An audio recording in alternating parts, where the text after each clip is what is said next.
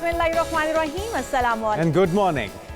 मैं हूँ ईशा अलम और मैं हूँ मोहम्मद जुनैद हलीम। नाज़रीन, वो घड़ी आ गई है जिसका काफ़ी सालों से इंतज़ार था। वो शख्सियत पाकिस्तान में आ चुकी हैं। जी हाँ, हम बात कर रहे हैं डॉक्टर जाकिर नाइक की, और उनकी बड़ी स्टेट गेस्ट लेवल की जो है आवभगत की जा रही है। उनको वेलकम किया गया इस्लामाबाद में, जिस वक्त पहुँचे हैं राना मशहूद साहब की तरफ से। और अब ये कहा जा रहा है कि मुख्तलिफ़ शहरों में उनके इज्तिमात भी होंगे और मेल मुलाकातें भी होंगी। उम्मीद करते हैं कि ये दौरा जो उनका है वो साजगार साबित होगा। और लेकिन इस वक्त अगर बात की जाए शाल गोदी मीडिया की, तो उसको आग लग चुकी है। वहाँ पे तूफान बरपा है और उनको तो वैसे भी मौके की तलाश होती है। और डॉक्टर जाकिर नाइक, जिनके ऊपर वो बड़े अरसे से इल्ज़ामात की बौछार कर रहे थे, और वो जो उनका अपना मुल्क है भारत, जहाँ पे वो पैदा हुए, परवरिश हासिल की, और चूँकि वो इस्लाम का और दीन का, अमन का प्रचार कर रहे थे, अब उनकी इसलिए उन्हें जिलावतनी बर्दाश्त करना पड़ा। अब इस वक्त सूरत हाल ये है कि मोदी सरकार जो है वो काफ़ी तिलमिला उठी है जब से जाकिर नाइक जो है वो पाकिस्तान पहुंचे हैं, और उनकी मेल मुलाकातें होंगी और वो यहाँ पर खिताबात भी करेंगे। तो हम आगे बढ़ते हैं, जब आपको बताते हैं कि कल ISI के नए सरबराह लेफ्टिनेंट जनरल आसिम मलिक ने भी अपने ओहदे का चार्ज संभाल लिया है और नए DG ISI के तौर पर वो तैनात कर दिए गए हैं। एक बड़ी अचीवमेंट है ये। नए ज़ाहिर है नई उन्होंने आके जिम्मेदारियाँ संभाली हैं। नए DG ISI जो हैं वो तैनात होने वाले लेफ्टिनेंट जनरल आसिम बलूचिस्तान में इन्फेंट्री डिवीज़न और फिर वज़ीरिस्तान में इन्फेंट्री ब्रिगेड की कमांड कर चुके हैं, और चीफ इंस्पेक्टर NDU और इंस्ट्रक्टर जो है command and staff college Quetta भी तैनात रह चुके हैं। और अब इन्होंने बहरहाल ओहदे का चार्ज जो है वो संभाल बिल्कुल और अपनी जिम्मेदारियां वो संभाल चुके हैं। और ये जो तकरीब थी कमान तब्दीली की ISI हेडक्वार्टर्स में हुई है, जहां पे लेफ्टिनेंट जनरल नदीम अहमद अंजुम की जगह अब वो नए DG ISI तैनात हुए हैं। और नए DG ISI तैनात होने वाले lieutenant general Asim Balochistan infantry में और वज़ीरिस्तान में इससे पहले वो ब्रिगेड की कमान कर चुके हैं, जबकि चीफ इंस्ट्रक्टर NDU और instructor command and staff college Quetta भी वो तैनात रह चुके हैं। उससे पहले अगर बात की जाए उनकी जिम्मेदारियों की, तो lieutenant general Asim Malik military operations directorate में भी अपने फ़राइज़ सर अंजाम दे चुके हैं। तो उम्मीद करते हैं कि इस बार जो उन्हें जिम्मेदारी सौंपी गई है वो एहसन तरीके से वो निभा पाएंगे। ब्रिगेडियर रिटायर्ड हारिस नवाज साहब हमारे साथ मौजूद हैं, दिफाई तज्जियाकार। आपको वेलकम कहेंगे ब्रिगेडियर साहब पाकिस्तान मॉर्निंग में। क्या अहदाफ होंगे नए DGI के अपने ओहदे पर तैनात होने के बाद? क्या चैलेंजेस उन्हें दरपेश हो सकते हैं? देखें, जनरल आसिम मलिक जो है एक बड़े प्रोफेशनल ऑफिसर हैं और कॉम्पिटेंट ऑफिसर हैं, और इनके वालिद भी हैं, वो भी 3 स्टार जनरल थे, लेफ्टिनेंट GM मलिक, और वो भी 10 कोर कमांडर रह चुके हैं। मैंने उनके कमांड में भी सर्व किया है। और जनरल आसिम मलिक और मैंने एक ब्रिगेड में जो है बदीन में हमने इकट्ठा सर्व किया। उन्होंने personally highly professional officer, dedicated हैं, और उन्होंने बहुत ही अच्छी जो है वो ट्रेनिंग की है। फिर उसके बाद सेंडस के भी वहाँ से क्वालिफाइड हैं, मिलिट्री के भी क्वालिफाइड हैं, स्टाफ कॉलेज में इंस्ट्रक्टर रहे हैं, चीफ इंस्ट्रक्टर रहे हैं, NDU के अंदर मिलिट्री ऑपरेशन रहे हैं, कमांड किया हुआ है डिवीजन कोयटा में। उसके बाद इन्होंने FCNM नॉर्थ वज़ीरिस्तान में भी रहे हैं। बात ये कि देखें वो बहुत ही प्रोफेशनल और उनकी सोच प्रोफेशनल बहुत। और ब्रिगेडियर साहब जनरल आसिम एजाज़ी शमशीर भी हासिल कर चुके हैं अपने कोर्स में। बिल्कुल, ये सॉर्ट ऑफ ऑनर भी हैं, और उसके बाद उनकी तैनाती भी एक बहुत अच्छे सोच समझ से की गई है। मैं I must appreciate general Asim chief army साहब को, जिन्होंने उनको सिलेक्ट किया है, और वो he can deliver whatever task he is given. इस वक्त खास तौर पे जब मुल्क दहशतगर्दी के लिए पेश है, पॉलिटिकल अनसर्टेनिटी है। और तो हारिस नवाज साहब, कोई किसी और का नाम भी सामने आया था इस तैनाती के लिए?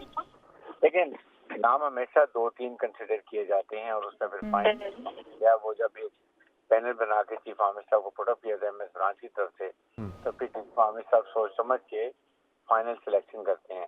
और आई थिंक इस लिहाज से अभी वो गए हैं, अगर it will take some time, अभी ब्रीफिंग लेंगे। It's a very big organisation, और internationally ISI is recognised one of the best. इसमें कोई शक नहीं है कि पूरी दुनिया मानती है ISI की सलाहियतों को।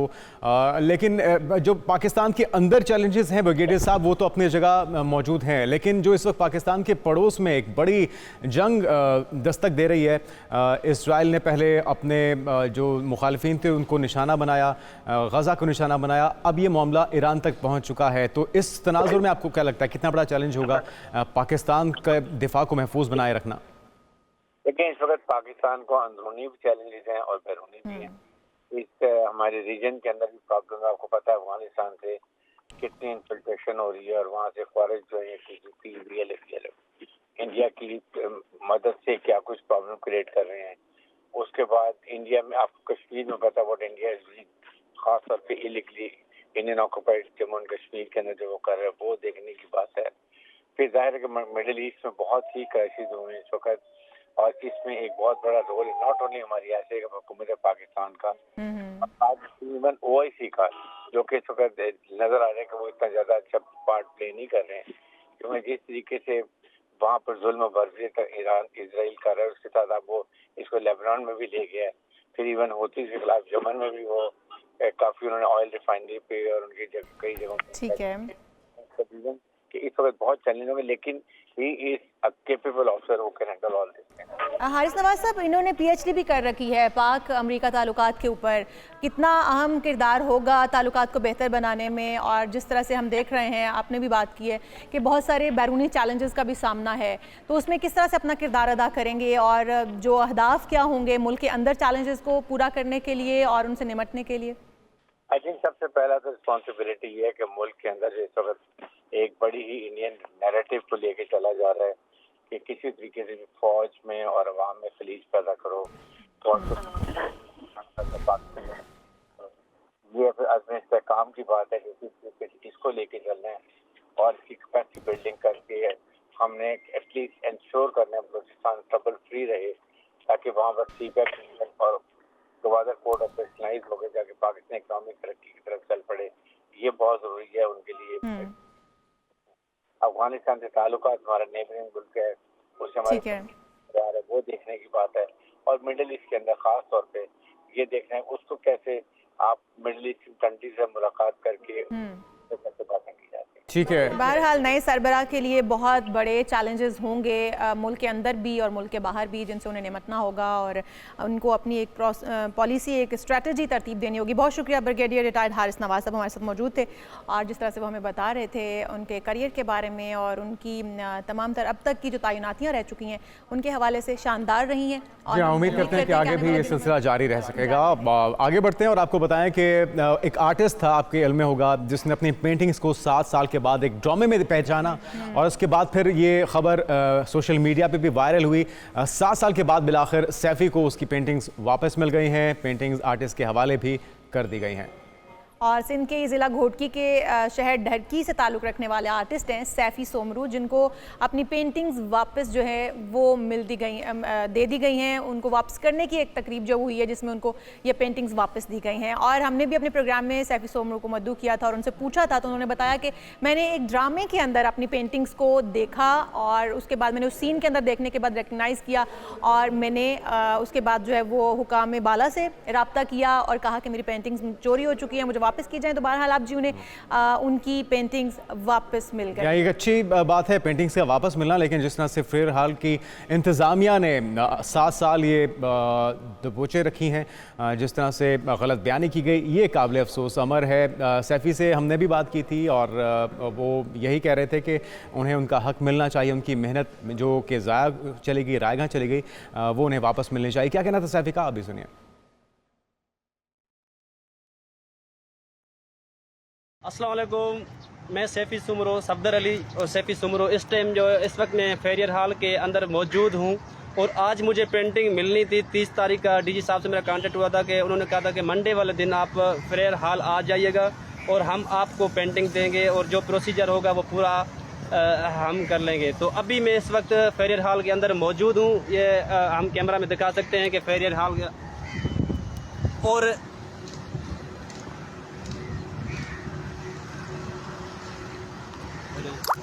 और ये देख सकते हैं अल्हम्दुलिल्लाह अल्हम्दुलिल्लाह मैंने जो आवाज़ सोशल मीडिया पे चलें फाइनली जी सैफ़ी को उसकी पेंटिंग्स मिल गई हैं, लेकिन वो इंतज़ामिया, वो किरदार जिन्होंने इसे छुपाए रखा और हथियाए रखा, मेरे ख्याल में उन्हें सज़ा भी मिलनी चाहिए ताकि वो आइंदा किसी आर्टिस्ट के साथ इस तरह की हरकत ना करें और पाकिस्तान का बदनाम ना किया जाए। बिल्कुल ठीक है जी, हम आगे बढ़ते हैं और क्यों ना बात कर ली जाए महंगाई में फंसे आवाम की, जिन्हें अब एक मामूली सा चाहे सही लेकिन रिलीफ मिलने जा रहा है। हुकूमत ने पेट्रोलियम मसनूआत की कीमतों में 3 रुपए तक की कमी कर दी है। जब कीमतें बढ़ाई जाती हैं तो 10 रुपये 15 रुपये की तनासुब से कीमतें बढ़ाई जाती हैं, लेकिन जब कमी की जाती है तो 2 रुपये 3 रुपये चंद पैसों की मद में ये कमी की जाती है। तो पेट्रोल जो है उसकी कीमत 3 रुपये मैक्सिमम कम कर दी गई है। जी हाँ, पेट्रोल 2 रुपये 7 पैसे फी लीटर में इसमें कमी की गई। नई कीमत 247 रुपये 3 पैसे हुई है। इसी तरह से डीजल की नई कीमत 246 रुपये 29 पैसे हो गई। और लाइट डीजल की बात की जाए तो 1 रुपया 3 पैसे और मिट्टी का तेल 3 रुपये 57 पैसे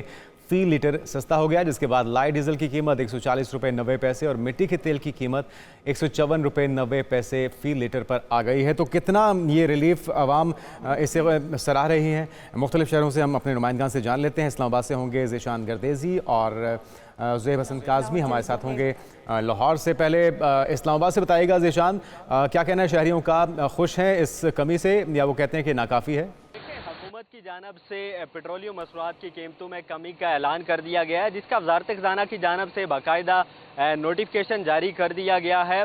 अब देर कबल, क्योंकि हम यहाँ पे जो सुबह सवेरे जो शहरी थे जो मुख्तलिफ दफ्तरों में जा रहे थे, अपनी ड्यूटीज़ पे जा रहे थे, उनसे जब हमारी बात हुई तो उनकी जानिब से जो है वो कुछ गिले शिकवे भी किए गए और इसके साथ साथ हुकूमती इस इकदाम को सराहते भी दिखाई दिए। शहरियों की जानिब से ये कहा जा रहा है कि हुकूमत की जानिब से, जैसे आपने अपने इंट्रो में बताया कि पेट्रोल जो है वो कुछ ज़्यादा महंगा कर दिया जाता है, लेकिन जब सस्ता किया जाता है तो जो है वो कुछ पैसे या चंद पैसे जो है वो चंद रुपये सस्ता तो किया जाता है। ज़ीशान ये भी बताइएगा, पेट्रोल की कमी के बाद कोई किरायों में भी कमी वाक़ई हुई है या किराए वही हैं अभी तक?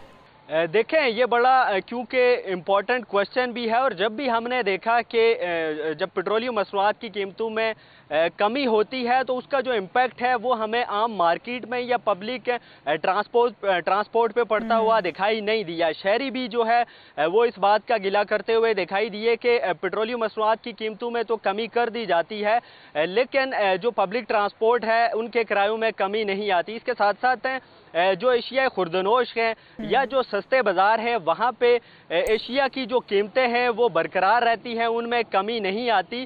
शहरियों की जानिब से जो है वो हुकूमत और बिलखुसूस ज़िला इंतज़ामिया से शहरी दरख्वास्त करते भी दिखाई दिए कि पेट्रोलियम मसनूआत की कीमतों का कमी का जो इम्पैक्ट है वो या इसका जो फ़ायदा है वो आम जो अवाम है उस तक तभी पहुँचेगा कि जो एशिया खुर्दनोश उसमें भी कमी हो और किरायों में भी कमी हो। रुक करते हैं, ठीक है ज़ीशान, आपका शुक्रिया। रुक करते हैं लाहौर का। ज़ुहैब हसन काज़मी यहाँ पर मौजूद हैं। ज़ुहैब, लाहौर में बताएगा कितनी रिलीफ आवाम तक पहुँचता हुआ देख रहे हैं, क्योंकि पेट्रोलियम मसनूआत की कीमतों में तो मुसलसल हम देख रहे हैं कि कमी हो रही है। जी बिल्कुल, अगर लाहौर की बात की जाए तो पेट्रोल की जो कीमतों में कमी का इतलाक है वो गुज़िश्ता रात से ही हो चुका था और जून में, अगर 1 जून से अब तक पेट्रोलियम की कीमतों में 21 रुपये से ज़ायद तक का जो कमी है वो हो चुकी है। और इस पेट्रोलियम मसनूआत की कमी के बाद जो है वो पेट्रोल आज जो गुज़िश्ता रात कमी की गई वो बेशक छोटी थी, लेकिन इससे पहले जो है वो 18 रुपये कमी की थी। और मुसलसल कमी के बाद यहाँ पर जो लोग पेट्रोल डलवाने के लिए आए हैं, कोशिश करेंगे कि उनसे भी बात हो और पूछें। अस्सलाम वालेकुम। पेट्रोलियम मसनूआत में कमी जो है वो कीमतों में की गई है, कोई आप समझते हैं ये अच्छा अमल है, क्या बड़ा फ़ायदा मिल रहा है आवाम को? जी, मैं समझता हूँ कि ये एक अच्छा रिलीफ है आवाम के लिए और अगर इसी तरह गवर्नमेंट रिलीफ देती रहेगी तो ये मैं समझता हूँ एक अच्छा लाएअमल होगा। बिल्कुल, आवाम की जानिब से जो शहरी हैं लाहौर के, मैंने देखा है कि वो काफ़ी खुश हैं इस बात से और इस अमल को सराह रहे हैं। यहाँ पे मेरे साथ एक और भाई भी मौजूद हैं फैमिली के साथ। अस्सलाम वालेकुम। पेट्रोलियम की कीमतों में मुसलसल कमी जो है वो पिछली दफ़ा 18 रुपये की गई थी, दफ़ा कम की गई है, 2 रुपये 3 रुपये कमी की गई है, कैसा अमल लगता है आपको? अच्छा अमल है, तो बढ़ाना कब है इन्होंने, ये भी तो बता दें हमें। क्या चीज़ बढ़ाना कब है? नहीं, ये 5 रुपये कम होता है, 20 रुपये ज़्यादा होता है, ये भी तो हालात देखे ना आप। और इसके पेट्रोल अभी तक तो मुसलसल कमी हुई है, जून से लेके अभी तक तो बढ़िया लगेगा कि जो है वो अपनी जगह पर दुरुस्त हैं और जिस तरह से शहरी कह रहे हैं कि 5 रुपये अगर कम होता है तो 20 रुपये बढ़ा दिया जाता है, अब 3 रुपये कमी की गई है तो कब बढ़ा दिया जाए ये कुछ पता नहीं है।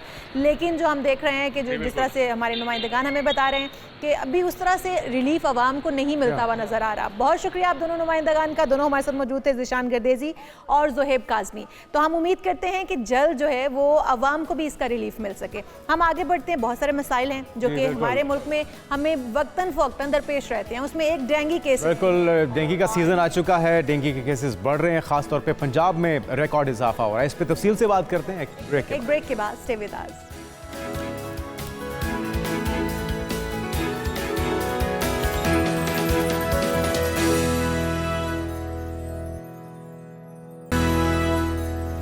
Welcome back. और अब बात हो जाए डेंगू के बढ़ते केसेस की। खासतौर पे पंजाब में अलार्मिंग सूरत हाल है, डेंगू केसेस में रोज़ बरोज़ इजाफा होने लगा है। मुख्तलिफ शहरों में रिपोर्ट हमारे जो डेंगू केसेस हैं इसकी तादाद बढ़ने लगी है। एक दिन में अगर बात की जाए इशाल तो 93 से ज़ायद केसेस रिपोर्ट हुए हैं और मजमूई तौर पर तकरीबन 1800 से ज़ायद केसेस हो चुके हैं अब तक। बिल्कुल ऐसा ही है। और तर्जुमान का ये कहना है कि रावलपिंडी, लाहौर, मियांवाली और जहलों में डेंगू के ज़्यादा केसेस रिपोर्ट हो रहे हैं। और तर्जुमान ये भी बता रहे हैं कि एक हफ्ते में 630 केसेस, जबकि रवां साल अब तक के 1724 डेंगू के केसेस रिपोर्ट हो चुके हैं। हमारे साथ डॉक्टर साहब मौजूद हैं, हम उन्हें भी शामिल गुफ्तगू करते हैं। डॉक्टर राना जवाद असगर हैं, माहिर वबाई अमराज। बहुत शुक्रिया डॉक्टर साहब आपके वक्त का। डॉक्टर साहब, हर साल डेंगू आता है, डेंगू फैलता किस तरह से है? और हर साल अगर हम इसकी एक मुहिम चलाते हैं डेंगू को मारने के लिए, इसके लार्वे को ख़त्म करने के लिए, अगले ही साल हम देखते हैं उससे बड़ी तादाद जो है वो एक पैदा हो जाती है। ये किस तरीके से पैदा हो जाता है, खुद ब खुद, और या इसके फिर जो लार्वा है वो रह जाता है कहीं ना कहीं? जी बहुत शुक्रिया प्रोग्राम में इनवाइट करने का। ये बात सही है कि डेंगू 1970 तक तो सिर्फ 8-9 मुल्कों तक महदूद था और अब तकरीबन 2/3 दुनिया इसकी जद में आ चुकी है। और उसकी एक वजह क्लाइमेट चेंज है कि जो ज़्यादा से ज़्यादा आहिस्ता आहिस्ता ऐसा मौसम हो रहा है दुनिया में जहाँ पे ये मच्छर आसानी के साथ पनप सकता है। डेंगू का जो मर्ज जिस मच्छर के साथ फैलता है वो साफ पानी पर बैठता है और वो उसको थोड़ा सा पानी चाहिए, ये यानी कि बोतल का ढक्कन को उल्टा पड़ा हो और उसमें पानी बारिश का इकट्ठा हो जाए तो इसका लार्वा उसके अंदर भी पैदा हो जाता है। और एक दफा लार्वा इसका या इसके एग्स पैदा हो जाए तो उनको मारना बड़ा मुश्किल होता है, बड़ी उसको आपको ध्यान रखना पड़ता है। तो इसकी वजह से नंबर 1 जो हम जिस वजह से हमें शिकस्त होती है इससे लड़ते हुए, वो हमारे शहरों में देहातों में सफाई का ना होना, कचरे का बाहर पड़े होना। लेकिन डॉक्टर साहब ये तो साफ पानी में बताया जाता है कि ये साफ पानी में पैदा होता है, फिर गंदगी का तो इसके साथ ताल्लुक नहीं है, गो कि हमारा मुल्क उस तरह से साफ सुथरा नहीं है, बट ये साफ पानी में पैदा होता है। नहीं, बिल्कुल साफ पानी में होता है, लेकिन अगर कचरा आपके बाहर पड़ा हुआ है, मसलन बोतलें बाहर पड़ी हुई हैं, उनके ढक्कन पड़े हुए हैं, तो बेसिकली कचरे में ही आता है ना, उसमें बारिश का पानी कलेक्ट हो गया, टायरों के अंदर बारिश का पानी कलेक्ट हो गया, तो वो कहाँ पे भी पानी थोड़ा सा इकट्ठा हो जाए जो बारिश का होता है, जो साफ पानी होता है, तो ये उसके अंदर पैदा हो जाता है। इसके अलावा आपके घरों के छतों पे पानी की टंकियां होती हैं, अक्सर के ऊपर ढक्कन नहीं होते या ढक्कन टूट चुके होते हैं, उनमें सुराख होते हैं। डॉक्टर साहब, हम देख रहे हैं कि इसके ना रिकॉर्ड केसेस रावलपिंडी में एक दिन में लगभग 400 से ज्यादा केसेस हुए हैं, तो क्या वजह है वहाँ पे इतना ज़्यादा जोर क्यों है डेंगू का? और हम हर साल देखते हैं कि स्प्रे वगैरह होते हैं, इस बार तो वो भी नहीं किए जा रहे, फिर शायद एक बड़ी वजह ये भी है। देखिए, स्प्रे करने से आज का मच्छर आप मारेंगे, लेकिन आपको 2 हफ्ते पहले वो इन्फेक्ट कर चुका होगा। तो अगर आप बड़ी हैवी ड्यूटी के साथ भी करें तो वो आउटब्रेक है, वो लास्ट करती है। 2019 में भी रावलपिंडी और इस्लामाबाद के अंदर एक बड़ी आउटब्रेक डेंगू की आई थी, जिसमें रोजाना के पिंडी और इस्लामाबाद को मिला के 800 केसेस डेली तक पहुंचे थे और एवरेज 600 केसेस की थी रोजाना के हिसाब से।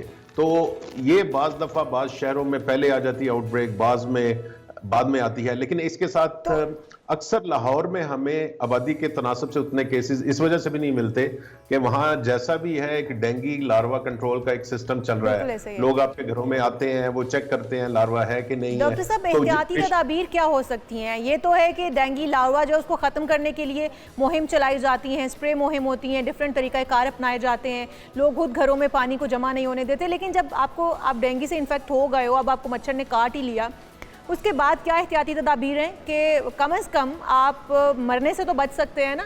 आपको इन्फेक्शन तो हो गया है जो होना था।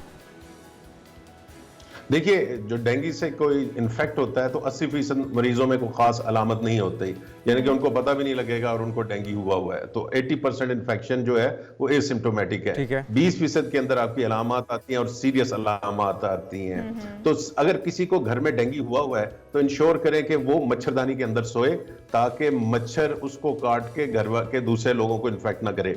घर की खिड़कियां वगैरह बंद करके कमरा टू कमरा आप स्प्रे करें और 1 घंटे तक कमरे को बंद रखें, उसके अंदर ना जाएं, ताकि अगर जो ऑलरेडी मच्छर है वो खत्म हो सके। याद रखिए, आम मच्छर नहीं, इवन डेंगू वाला भी मच्छर अगर खुद इन्फेक्टेड नहीं है और वो आपको काटता है तो आपको डेंगू नहीं होगा। अच्छा, ये मच्छर भी इन्फेक्टेड हो सकता है? ये पूछना चाह रहे हैं डॉक्टर साहब, वो मच्छर किस तरह से इन्फेक्टेड होता है? जी, मच्छर इस तरह से इन्फेक्टेड होता है कि जब किसी मरीज को वो काटता है डेंगू के, तो वहां से वो इन्फेक्ट होता है और उसके बाद फिर वो अगले मरीज को इन्फेक्ट करता है। तो आपने देखा होगा कि अस्पतालों में जो डेंगू वार्ड होते हैं उनके अंदर मच्छरदानियां लगी होती हैं, वो उनको मरीजों को मच्छरों से नहीं बचाया जा रहा होता, वो इस वजह से होता है कि मच्छर जो वहां पे है वो इनको काट के इन्फेक्ट होकर आगे बीमारी ना फैलाए। डॉक्टर साहब, एक तो आपने मरीज को महफूज करना है, दूसरा मेरे ख्याल में मच्छर को भी महफूज करना पड़ेगा कि वो भी किसी ऑलरेडी डेंगू का जो इन्फेक्टेड बंदा है उसको ना काट ले, ताकि उससे वो आगे फैल सकता है। अच्छा, ये चीज़ भी एक बहुत ज़्यादा मिथ है, या फिर आप बेहतर बता सकते हैं कि कहा जाता है जब आपको डेंगू हो गया है तो आप बहुत ज़्यादा जो पपीते के पत्ते होते हैं उनका पानी बहुत ज़्यादा यूज़ करें, जूस वगैरह निकाल के, या फिर गाजर का जूस यूज़ करें। तो क्या ये रिकवरी में अपना किरदार अदा कर सकते हैं? ये ठीक है?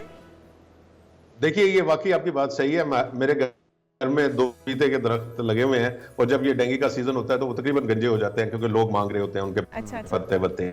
साइंसी तौर पे ऐसा मैंने कोई स्टडी नहीं पढ़ी जिसके अंदर इनका डायरेक्ट रोल हो, लेकिन जिस तरह गाजर का जूस है या दूसरे जूसेस हैं, इनके अंदर मल्टीविटामिन्स तो होते हैं। तो इस वजह से कोई भी बीमारी से आदमी गुजर रहा हो तो उसको अगर न्यूट्रिशनल सपोर्ट मिलती है तो उसका फायदा ही हो सकता है, कोई नुकसान नहीं होगा। अच्छा डॉक्टर साहब, एक चीज ये भी बताएगा कि क्या हर शख्स जिसको डेंगू का मच्छर काटेगा वो उससे इन्फेक्ट हो जाएगा या उसके ऊपर उसके असरात मुरतब होंगे? अगर आप इम्यून सिस्टम आपका मजबूत है, आप अंदरूनी तौर पे मजबूत हैं, तो आपको इससे फ़र्क नहीं पड़ेगा। और आपने बताया क्या था कि 20% लोग हैं जो उससे इन्फेक्ट होते हैं या उन पे इसके असरात होते हैं, तो वो कौन लोग होते हैं? नहीं, उसमें कोई ऐसा खास वनरेबल ग्रुप नहीं है कि जी ये सिर्फ बच्चे बीमार होंगे या बुजुर्ग होंगे, इससे ज्यादा होंगे। हाँ, ये एज सच इसमें हार्ड एंड वो नहीं है, ग्रुप्स नहीं बने हुए ये, लेकिन इम्यूनिटी आपकी मैटर करती है। कोई भी बीमारी हो उसके अंदर अगर आपकी स्ट्रॉन्ग इम्यूनिटी है तो आपको कम अलामत होंगी, आपका जिस्म खुद उस इन्फेक्शन से लड़ के रिकवर करेगा। तो इस वजह से हम ये कह सकते हैं कि छोटे बच्चों और बड़ी उम्र के बुजुर्ग जो होते हैं वो वनरेबल होते हैं, ना सिर्फ इससे बल्कि दूसरी बीमारियों के साथ भी, क्योंकि उनके अंदर, बच्चों के अंदर उनका इम्यून सिस्टम अभी इतना डेवलप नहीं हुआ होता। अच्छा ठीक है डॉक्टर साहब, एक चीज़ हमने माजी में ये भी देखी कि जिन लोगों को शिद्दत के साथ डेंगू का मर्ज हुआ है वो इतने ज़्यादा वीक हो गए कि उनसे खड़ा भी नहीं हुआ जाता था कुछ अरसे के लिए। तो इसकी क्या वजूहत होती हैं? एक तो मेरे ख्याल में प्लेटलेट्स का मामला है, आप इस पर बेहतर रोशनी डाल सकते हैं। दूसरा ये कि ये जो मामला है डेंगू से निपटने का, इसमें एंटीबायोटिक का इस्तेमाल बिल्कुल नहीं करना, और उसके क्या मुज़र असरात हो सकते हैं आपके ऊपर? जी हाँ, एंटीबायोटिक्स का कोई रोल नहीं है, जीरो रोल है। और अगर कहा जाए कि नेगेटिव रोल है डेंगू के अंदर तो वो शायद सही हो कि आप एंटी माइक्रोबियल रेजिस्टेंस, यानी कि एंटीबायोटिक्स की जो अफादियत है उसको आप कम कर रहे हैं, आपको इसका 1% भी फायदा नहीं होगा। तो एंटीबायोटिक्स डेंगू में नहीं यूज होती, और उसकी एक वजह है कि ये वायरल बीमारी है, ये वायरस से होती है जो मच्छर के जरिए फैलता है। तो एंटीबायोटिक्स जो है वो बैक्टीरिया के खिलाफ होती है। तो ऐसा जिसका ट्रीटमेंट एंटीबायोटिक या एंटीवायरल के साथ नहीं है, इसके ट्रीटमेंट के लिए आपको सिंपल मरीज को हाइड्रेटेड रखना है। जो भी आप वो कह रहे हैं कि कमजोरी बच्चे लड़के को या किसी को हो जाती है डेंगू के बाद, उसकी एक वजह यह है कि उसको न्यूट्रिशन नहीं पूरी मिल रही होती। लोग, तबीयत खराब होती है तो वो खा पी नहीं रहे होते। तो ये आपने इंश्योर करना है कि वो फुल्ली हाइड्रेटेड हो, और 2-3 वार्निंग साइंस आपको पता होने चाहिए कि जब आपको फौरी तौर पे इमरजेंसी की जरूरत है। वो ये है कि आपके अगर जी डॉक्टर साहब, अगर मैं इसकी कॉज की तरफ जाऊं, क्योंकि मेरा पहला क्वेश्चन भी यही था कि अगर हम इसको हर साल स्प्रे करते हैं, मुहिम चलाते हैं, हम डेंगू को फैलने के बाद हम उसको मारने की कोशिश करते हैं, जो कि आपने कहा कि उस वक्त जब उसके एग्स बन चुके होते हैं, लार्वा फैल चुका होता है, उसको कंट्रोल करना बड़ा मुश्किल होता है। कॉजेज़ क्या है, क्यों फैलता क्यों है, ये बनता क्यों है? साफ पानी में बनता है, ये आपने बता दिया, लेकिन बनने की वजूहात क्या है, ये कहाँ से शुरुआत होती है इसकी? देखिए, ये एक मैंने जिस तरह कहा है कि क्लाइमेट चेंज हुआ है और उसकी वजह से जहां पहले ये 8-9 मुल्कों में था, अब तकरीबन 2/3 दुनिया की जो पॉपुलेशन है वो एट रिस्क है। तो मच्छर को वो पीरियड मिल रहा है जिसके अंदर वो आसानी से अफजाइश कर सके। प्रॉब्लम ये है हमारे मुल्कों में और दुश्मन जो इसको कंट्रोल नहीं कर रहे कि हम वक्त पे काम नहीं करते। डेंगू कंट्रोल डेंगू सीजन में शुरू नहीं होता, ये उससे कई महीने पहले शुरू होता है, 6 महीने 8 महीने और पूरे साल का प्रोग्राम गवर्नमेंट ऑफ पाकिस्तान ने बनाया हुआ है। वफाकी हुकूमत ने भी और सूबाई हुकूमतों ने मिलकर एक बहुत कम्प्रीहेंसिव प्लान बनाया हुआ है कि जी आप इस महीने में ये करेंगे, दूसरे महीने में ये एक्टिविटी करेंगे, लेकिन इशू ये है कि उस पर इम्प्लीमेंटेशन नहीं होता।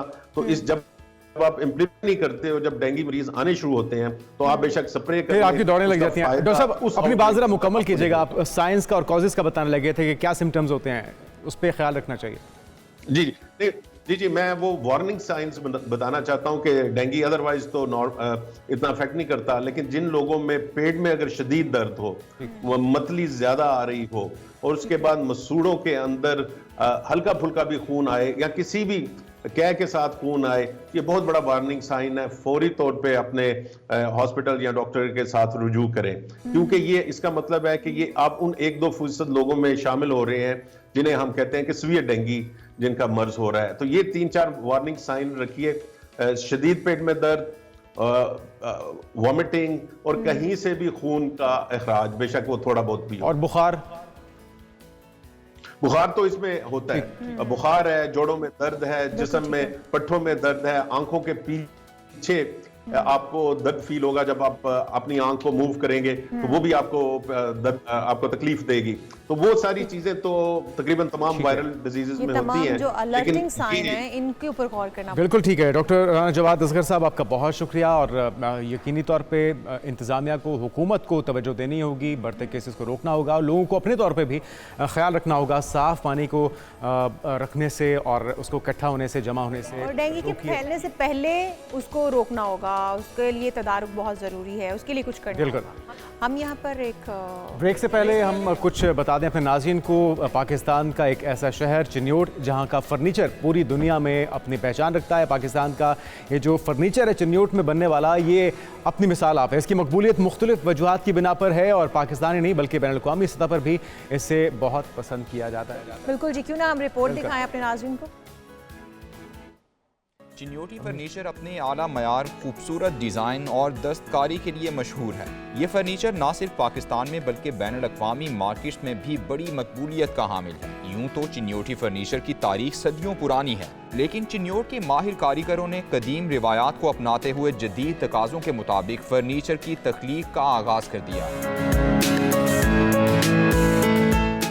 चिन्योटी फर्नीचर अपना एक नुमाया मकाम रखता है। इसकी लकड़ी है, इसकी क्वालिटी है। इसकी सबसे अच्छी क्वालिटी ये है कि ये हैंडमेड है और हाथ से बनाया जाता फर्नीचर है, क्योंकि जो दुनिया में कहीं भी ये चीज़ नहीं है जो हैंड वर्क इस्तेमाल होता है। और इसकी सबसे खासियत ये है कि ये एक्सपोर्ट किया जाता है। पूरी दुनिया में लोग इसको पसंद करते हैं और पूरी दुनिया में हैंडमेड फर्नीचर के लिए लोग चिन्योट में रुजू करते हैं। शीशम यानी टाहली की लकड़ी पर माहिर कारीगरों के हाथ से बने हुए पेचीदा नुकूश और डिज़ाइन उसकी खूबसूरती में इजाफा करते हैं। यही वजह है कि चिन्योटी फर्नीचर न सिर्फ जमालियाती एतबार से दिलकश है, बल्कि इसका पूरी दुनिया में कोई सानी नहीं। शीशम की लकड़ी का फर्नीचर हम तैयार करते हैं और इस मुकम्मल हैंडमेड कार्विंग करते हैं। और जब हम इसको पॉलिश करते हैं और मुख्तलिफ कलर इसके ऊपर लगाते हैं तो ये बड़ा खूबसूरत और नहायत शानदार इसका एक डिज़ाइन निकलता है। उसके अलावा ये पूरी दुनिया में हमारा चिन्योटी फर्नीचर जो हाथ से तैयार किया जाता है, पॉलिश होने के बाद इसका कोई सानी नहीं। चिन्योटी फर्नीचर की सनत में हाथों से की गई मनबत कारी, जदीद डिज़ाइन और तर्जों का इस्तेमाल इसे आलमी मार्केट में भी नुमाया बनाता है। चिन्योटी फर्नीचर को पाकिस्तानी सकाफत का हिस्सा समझा जाता है, जो कि दुनिया भर में लोगों की तवज्जो का मरकज बनता है।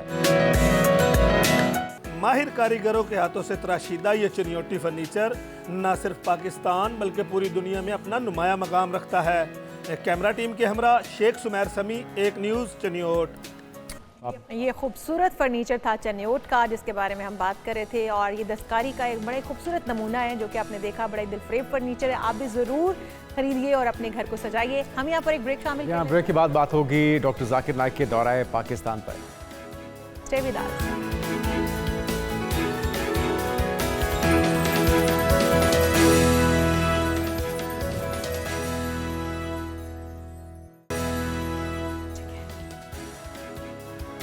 प्रोग्राम में एक बार फिर से आपको खुशामदीद कहेंगे, और ब्रेक पे जाने से पहले हमने आपको बताया था कि मारूफ इस्लामी स्कॉलर मुबल्लिग डॉक्टर जाकिर नाइक इस्लामाबाद पहुंच गए हैं।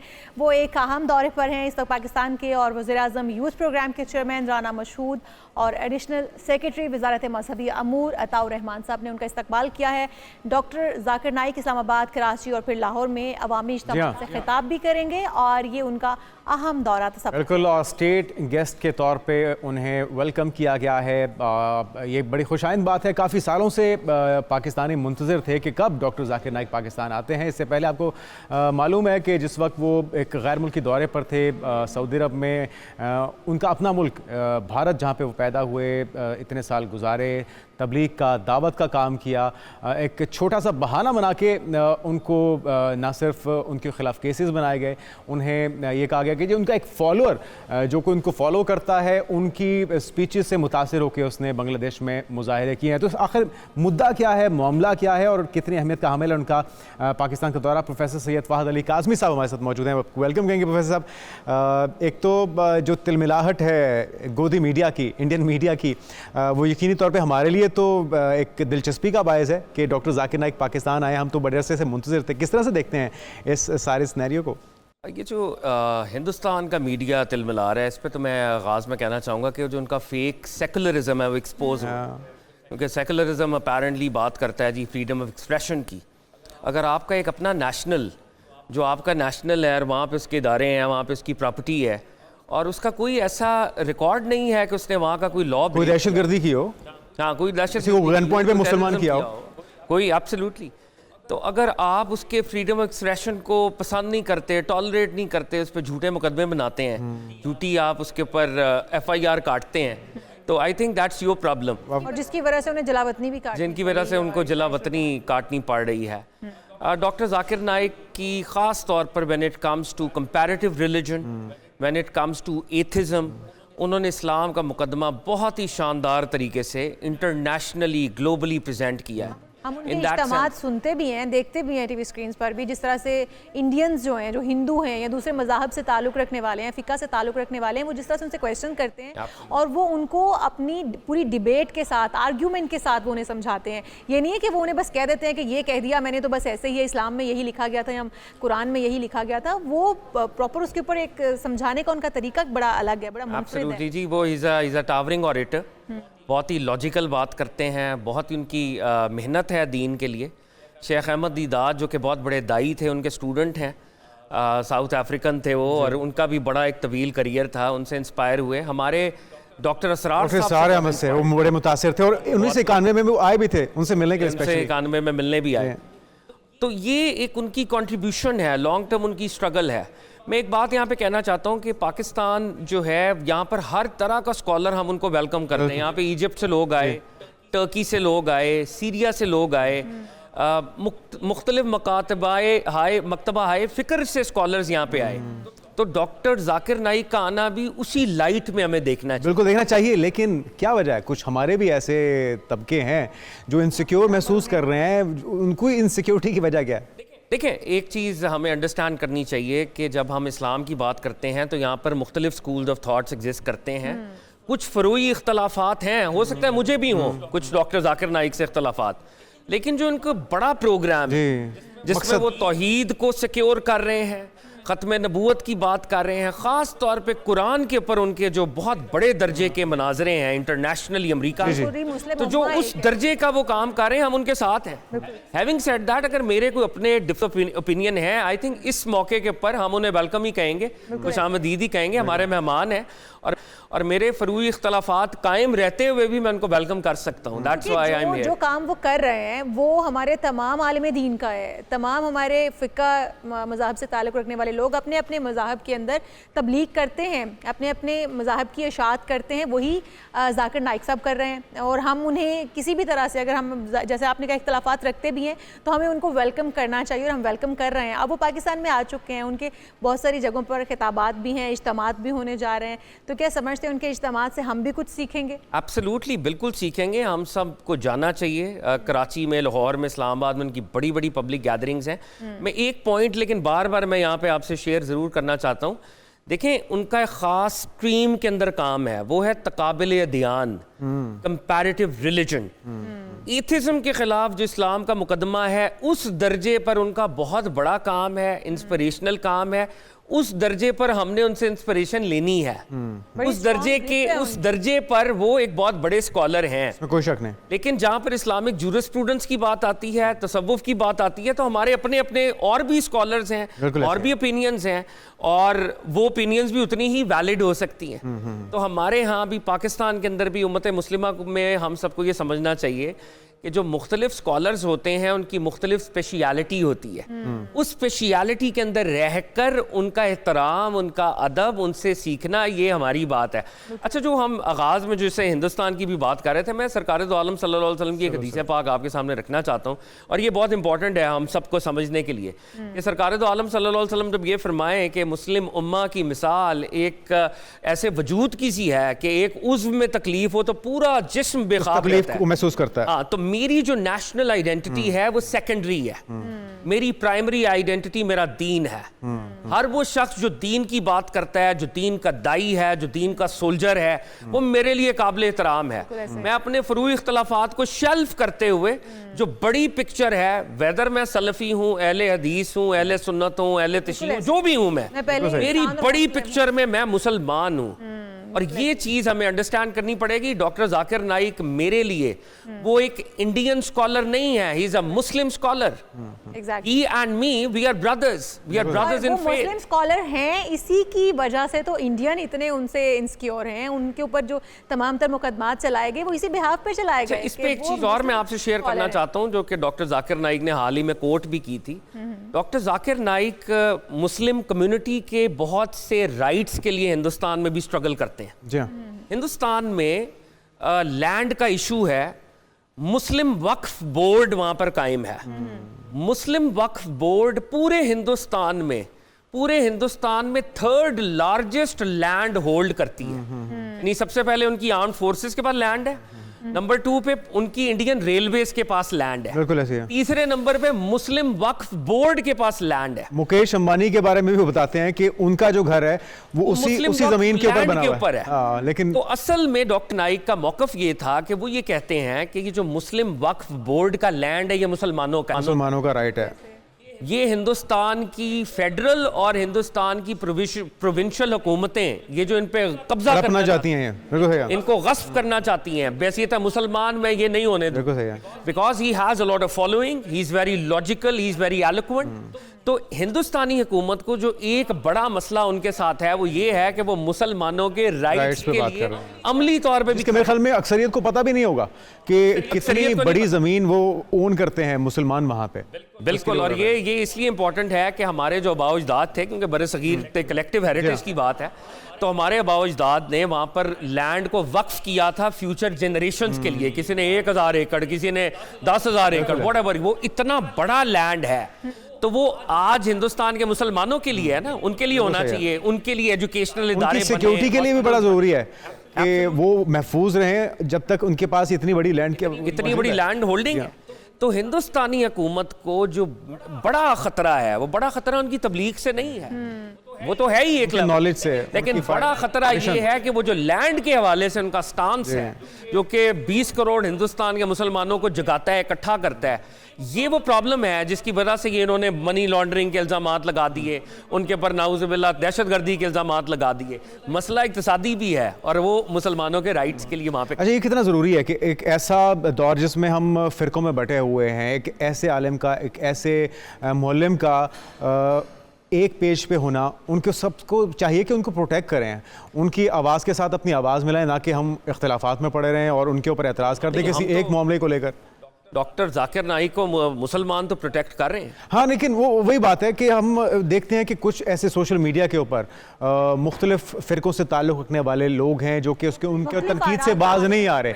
उनके मैं आपसे छोटे से पॉइंट को लेकर जिनके ऊपर उनको तनकीद थी, शायद वो यजीद से मुतल्लिक था, उसके ऊपर वो एतराज़ करते हुए उनको कंट्रोवर्शियल बनाने की कोशिश करते हैं। देखिए, मैं आपको, आपने ये सवाल क्योंकि किया है तो मुझे इस पर क्विक कॉमेंट करना पड़ेगा। देखें, यजीद के हवाले से डॉक्टर जाकिर नाइक का मौक़िफ़ बिल्कुल गलत है। ओवरवेलमिंग मेजॉरिटी मुसलमानों की उनके बरक्स खड़ी। यजीद के मौक़िफ़ पर अहले सुन्नत, अहलुल हदीस, अहले तशरीह सब एक, और वो इमामी आली मुकाम इमाम हुसैन अलैहिस्सलाम के साथ उनका मौक़िफ़ वहाँ पर गलत है। हैविंग सेड दैट ये चीज़ उनको ज़ीरो से मल्टीप्लाई नहीं करती। उनकी दीगर मुसलमानों के लिए बहुत कॉन्ट्रीब्यूशन है। विलियम कैम्बल के साथ मैंने तो मनाजरा नहीं किया ना, उन्होंने किया है। कुरान की कहानियत जब 35 एतराज़ात उन्होंने साइंटिफिक लॉजिकल कुरान के खिलाफ किए तो ये बंदा खड़ा हुआ। तो अगर एक इशू पर उनको वो क्लैरिटी नहीं है, एक इशू पर उनको अंडरस्टैंडिंग नहीं है, हम तो सूफिया के मानने वाले हैं, तो हम तो उन हस्तियों के मानने वाले हैं कि जो गलतियों से दरगुजर करते हैं। एक इशू पर अगर उनकी ओपिनियन थोड़ी तफर्रुत का शिकार है और मुसलमानों को उससे थोड़ी प्रॉब्लम है, दैट डज नॉट मीन उस बड़े अल्लाह और उसके रसूल से मोहब्बत नहीं करते, या वो सहाबा से मोहब्बत नहीं करते, या वो अहले बैत से मोहब्बत नहीं करते। वो अपनी फील्ड के बहुत बड़े दाई हैं। हमें उनको उनकी फील्ड में रखकर अगर हम उनकी रिस्पेक्ट करें तो वी विल बी फाइन। तो ये हमारे उलमा को समझने की वैसे भी इस वक्त नॉलेज स्कॉलर्स के पास वो लेवल मौजूद नहीं है, वो नॉलेज मौजूद नहीं है जो नॉलेज लेकर वो बैठते हैं, और जिस तरह से वो अपनी स्पीच में और जिस तरह से वो काउंटर अटैक्स का जवाब देते हैं, वो जवाब अभी तक आपकी बात से एग्री करते हुए एक चीज़ जो मैं यहाँ पे ऐड करूँगा, देखें हमारे जो रिलीजियस अलूम है ना, ये 14 तरह के अलूम है। फ़िक एक अलहदा समंदर है, अलूमुल हदीस एक अलहदा समंदर है। ये ख़ास एक फील्ड है जिसको हम कहते हैं दावा, और मॉडर्न डे के वो दाई अपनी फील्ड के वो नंबर 1 है, इसमें कोई शक नहीं है। लेकिन इंडो पाक सब कॉन्टिनेंट में फ़िक के बहुत बड़े बड़े स्कॉलर्स एग्जिस्ट करते हैं, जूरिस्प्रूडेंस के बड़े बड़े स्कॉलर, उनका वो काम नहीं है ना, वो मंजर आम पर उस तरह नहीं आते, उनकी वो फील्ड नहीं है। मनाजरा करना इंटरनेशनली उनकी फील्ड नहीं है। तो डॉक्टर जाकिर नाइक जिस फील्ड के आदमी हैं उस फील्ड में वो नंबर 1 है, और हम तो उन्हें सलूट करते हैं। मगर हमें ये नहीं कह सकते कि हिंदुस्तान में या पाकिस्तान में उनके पाए का और कोई स्कॉलर नहीं है। बहुत से स्कॉलर्स हैं और अपनी अपनी फील्ड में। अगर जूरिस्प्रूडेंस की हम बात करें तो बहुत बड़े बड़े मुफ्ती, इस्लामिक फाइनेंस के, इस्लामिक लॉ के, इस्लाम का नज़रिया सज़ा और जज़ा क्या होगा, कानून विरासत के, वो एक टेक्निकल किस्म की फील्ड है। या अगर हम इल्मुल हदीस की बात करें तो हदीस की अस्मा और रिजाल की असनाद कैसे चेक होती हैं, तो वो यहाँ पे शेख ज़ुबैर अली ज़ई जैसे स्कॉलर पैदा हुए, शेख नासिरुद्दीन अलबानी जैसे लोग पैदा हुए। तो फील्ड्स हैं। अब यहाँ पे जैसे मुफ्ती तकी उस्मानी है इस्लामिक फाइनेंस के अंदर, उनका बड़ा नाम है, पूरी दुनिया में वो कोट होते हैं। तो हर फील्ड के अंदर कोई ना कोई बंदा जो है वो अपना बड़ा स्कॉलर है और वो अपने दर्जे पे बड़ा काम कर रहा है। मेरा और आपका काम करने का क्या है? उम्मत को जोड़ना है। जब सरकार दो आलम की अहादीस हैं, जब कुरान हमें कह रहा है वातसिमू बिहब्लिल्लाहि जमीअन वला तफर्रकू, जो दाई है वो भी मेरा सोल्जर है, वो भी मेरा है। जो इस्लामिक फाइनेंस पे काम कर रहा है वो भी मेरा है। जो इस्लामिक हिस्ट्री में काम कर रहा है वो भी मेरा है। क्योंकि मैं at the end of the day, Iqbal ने जैसे कहा था, खास है तरकीब में कौमे रसूल हाशिम, हर वो शख्स जो कलमा तैयबा के जंजीर में मेरे साथ कनेक्टेड है वो मेरा है। तो डॉक्टर जाकिर नाइक भी हमारे। प्रोफेसर साहब, इस वक्त जिस हालात से मुल्क हमारा गुजर रहा है, हम लोग फ़िकों में बढ़ चुके हैं, हम लोग मज़हब के नाम पर किसी की भी जान लेने से गुरेज नहीं करते हैं। हम लोगों ने अपने आप को सबसे आला और अरफा समझ लिया है और हम ही फैसला कर सकते हैं, हमने यहीं पर जो है वो दरबान लगा लिया है।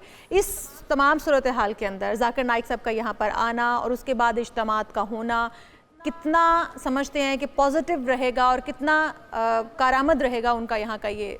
बहुत इंपॉर्टेंट उनका टूर है। और जो बात आप कर रही हैं, मैं उस पर फिर एक चीज़ ऐड करना चाहता हूँ। फ़िक, मुख्तलिफ फ़िक में होना ये कोई मसले वाली बात नहीं है। मसला ये है कि हर वक्त ये समझना कि मैं ही सच्चा हूँ, मैं ही बेहतर हूँ। हमारे जो इकाबिर थे, इमाम शाफ़ई को कोई फॉलो कर रहा है, उसकी इमाम अबू हनीफा के लिए भी उतनी ही रिस्पेक्ट है। कोई इमाम अहमद बिन हम्बल को फॉलो कर रहा है, वो इमाम मालिक के लिए भी उतनी रिस्पेक्ट रखता है। सरकार दो आलम से तो ये भी एट्रीब्यूटेड हदीस है कि इख्तलाफ जो है वो बाइस रहमत है।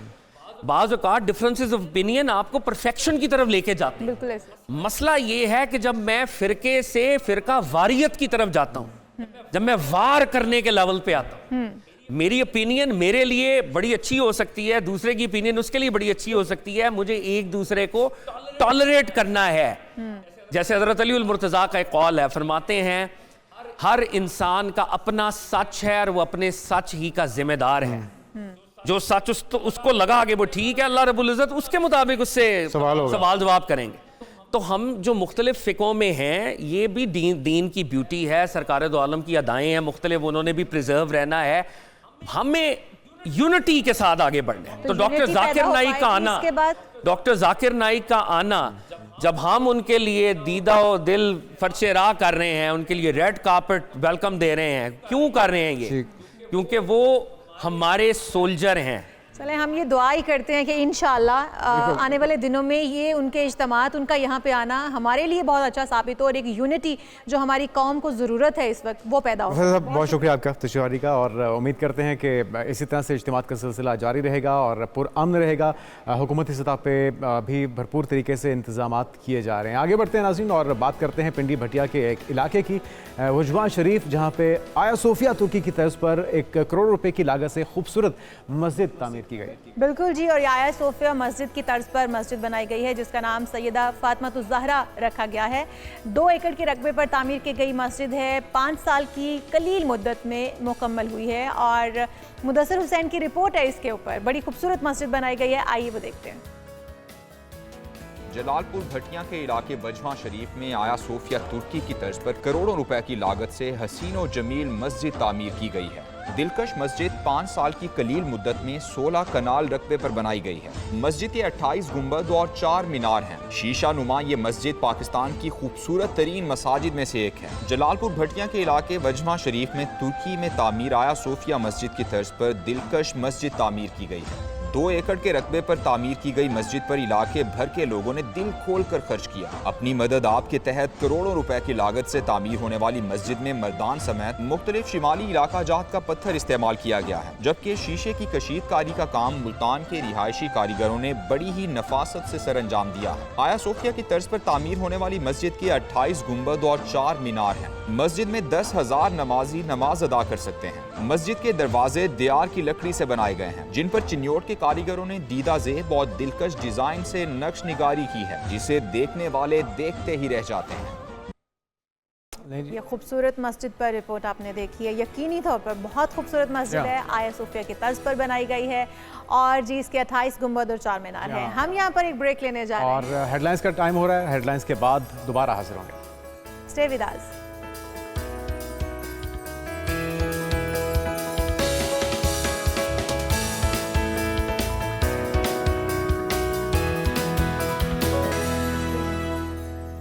Welcome back. एक बार फिर से आपको कहेंगे खुश आमदीद, सुबह खैर। उम्मीद करते हैं आपकी सुबह खैरियत से गुजर रही होगी। बात हो जाए उस जंग की जो कि हमारे पड़ोस तक पहुंच चुकी है और पूरी दुनिया के अमन के लिए ख़तरा बन चुकी है, और वो इसराइल जो कि इस वक्त किसी के काबू में नहीं आ रहा, उसकी बर्बरियत का सिलसिला दिन ब दिन बढ़ता जा रहा है।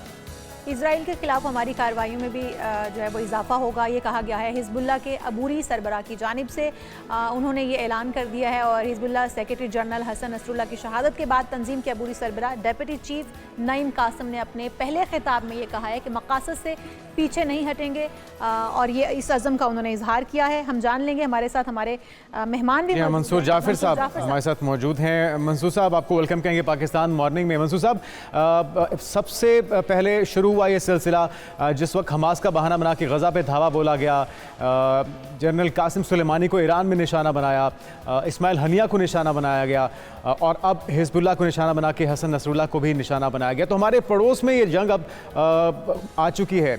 आपको लगता है कि हमें इससे परेशान होने की ज़रूरत है? जी, यकीनन आज के दौर में जो सरहदें हैं वो बिल्कुल सिमटी हुई हैं और इस हवाले से अगर आप बात करें तो हम ये भी दावा करते हैं कि दुनिया ग्लोबल विलेज है। तो ये कैसे मुमकिन है कि आपके करीब के गांव में या देहात में जो है मसाइल हों और आप उससे अपने आप को बरे ज़िम्मा करार दे सकें। और वैसे भी क्योंकि इस जंग का जो बेसिक काज है, ये जो सबब है, वो पाकिस्तान के लिए भी उतना ही अहम होना चाहिए जितना वो ईरान के लिए या खित्ते के दीगर ममालिक या बिलखुसूस फ़लस्तीनियों के लिए है, क्योंकि ये काज जो है ये बुनियादी तौर पे मुसलमानों के किबला अव्वल और मस्जिद अक्सा से रिलेटेड है। ये कोई ज़मीन का डिस्प्यूट नहीं है, लिहाजा इस वजह से हम इसको किसी मुल्क की सॉवरेनिटी या इंटेग्रिटी का मसला बनाकर जो है अपना सर जो है वो इंटरनेशनल सफारतकारी की रेत में दबा लें और ये समझे कि शायद हम बड़े महफूज हैं, हम बड़े कानून के पासदार हैं। आप देखिए कि अमेरिका जो है, इसराइल और अमेरिका का गठजोड़ जो है अभी सिर्फ और सिर्फ फ़लस्तीन और लबनान तक महदूद नहीं रहा। कल इसराइल ने परसों यमन तक उसने अपने जो जेट फाइटर्स हैं उनके जरिए बमबारी कराई है। अब आप सोचते होंगे कि यमन के जेट फाइटर्स यकीनन कई मुल्कों से प्रवास करके गए जाफर साहब, जिस तरह से आपने कहा कि इसराइल और अमेरिका के जो आपस के ताल्लुकात हैं बड़े मजबूत हैं, उसकी एक मिसाल ये भी है कि आप देखें इस वक्त ईरान के सदर ने ये कहा है कि जब इस्माइल हनिया को शहीद कर दिया गया तो उनकी शहादत का बदला लेने से हमें रोका गया और कहा गया कि अगर आप इसका बदला नहीं लेते हैं इस्माइल हनिया का तो जंगबंदी हो सकती है। लेकिन वो तमाम दावे, वो तमाम वादे अमेरिका की जानिब से, उनके हुकाम की जानिब से जो किए गए वो तमाम के तमाम झूठ थे। तो इसका मतलब है कि ये तो बिल्कुल डबल गेम खेल रहा है अमेरिका। इसमें कोई शक नहीं। आपको इल्म होगा कि जब इस्माइल हनिया साहब की तेहरान में शहादत हुई तो ईरान जो है मुकम्मल तौर पे हमले के लिए तैयार था। उस वक्त अमेरिका की सरबराही में बरतानिया, फ्रांस, जर्मनी, इन चारों ममालिक ने जो है ईरान के साथ बैकडोर डिप्लोमेसी करते हुए उन्हें इस बात पे मजबूर किया कि हम आपको सीज फायर करवा के देते हैं, क्योंकि आपका मसला तो फ़लस्तीनियों की मदद करना है। तो इस वक्त फ़लस्तीनियों की मदद सीज फायर के जरिए की जा सकती है। लेकिन आपने देखा कि जो दुनिया भर में खास तौर पे जिनकी बदअहदी पर कुरान में मोहर सब्त है, उन यहूदियों ने एक बार फिर जो है ईरान को डिच किया और उन्हें मजबूर किया, और उसने न सिर्फ डिच किया बल्कि एक नया महाज उनके लिए खोल दिया। लेकिन मंसूर जाफी साहब, क्या इस कॉज को दबाया जा सकता है? ये क्या खाम ख्याली नहीं है इसराइल की, अमेरिका की, उन तमाम सेहूनी कुव्वतों की जो समझते हैं कि वो हसन नसरुल्लाह को शहीद करके, इस्माइल हनिया को, जनरल कासिम सुलेमानी को या इस तरह से गजा को मलिया मेट करके वो इस कॉज को दबा लेंगे? अगर आप इस कज़िये की 120 साल तारीख पे नज़र दौड़ाए ना जी, तो उसमें एक शख्सियत गुजरी है बरतानवी जब रिवॉल्ट हुए थे, इज़्ज़ुद्दीन अल-क़स्साम। तो किसी को मालूम नहीं था कि इज़्ज़ुद्दीन अल-क़स्साम जो है बरतानिया के हाथों और यहूदियों के हाथों जब शहीद होंगे तो उनका कोई नाम लेवा भी होगा। आज आप देखिए कि उसी काज के साथ एसोसिएशन रखने वाले लोगों ने, हमास ने अपना जो मिलिट्री विंग है इज़्ज़ुद्दीन अल-क़स्साम ब्रिगेड, जिसके नाम से इसराइल को खौफ आता है, उसके लिए नाइटमेयर है, वो आज भी उनको जो है वो नाको चने चबा रहा है। तो लिहाजा ये जो क़यादत को शहीद करने का फिनोमेना है, ये बेसिकली बहुत ही लो लेवल की वारफेयर टैक्टिक्स है कि जिसके जरिए अपने मुखालिफ को थोड़ा सा तो जाफर साहब, जिस तरह से आपने भी बात कर दी कि लीडरान को मार देने से ये कमज़ोर नहीं कर सकते उनके जो अहदाफ हैं या उन्होंने जो अचीव करना है। इस वक्त हम देखें तो ईरानी सदर भी ये कह रहे हैं कि वो भी पीछे नहीं हटेंगे, हिजबुल्लाह के डेप्यूटी चीफ भी ये कह रहे हैं कि वो पीछे नहीं हटेंगे और बहुत जल्द इसका जवाब देंगे। ईरान इस वक्त फिर जंग के दहाने पर है और ये बड़े वाज़ेह अल्फाज में इसराइली जो सदर है उसकी जानिब से कहा गया है कि हम बहुत जल्द ईरान को निशाना बनाएंगे। तो क्या अब अमेरिका किरदार अदा करेगा? जब ईरान तैयार था अपना जवाब देने के लिए, हमला करने के लिए, तो उसको रोका गया। देखिए जी, अमेरिका कर सकता है। अमेरिका सिवाय इसराइल को इक्विप करने के और उसको इस तरीके से असले से और गोला बारूद से लैस करने के अलावा उसके पास और कोई चारा नहीं है, और वो यही कर रहा है जंग के आगाज से लेके अब। आप देखिए कि जंग की फायरबंदी की बातें हो रही थी तो अमेरिका ने $8 अरब की जंगी इमदाद जो है उनके लिए ऐलान कर दिया।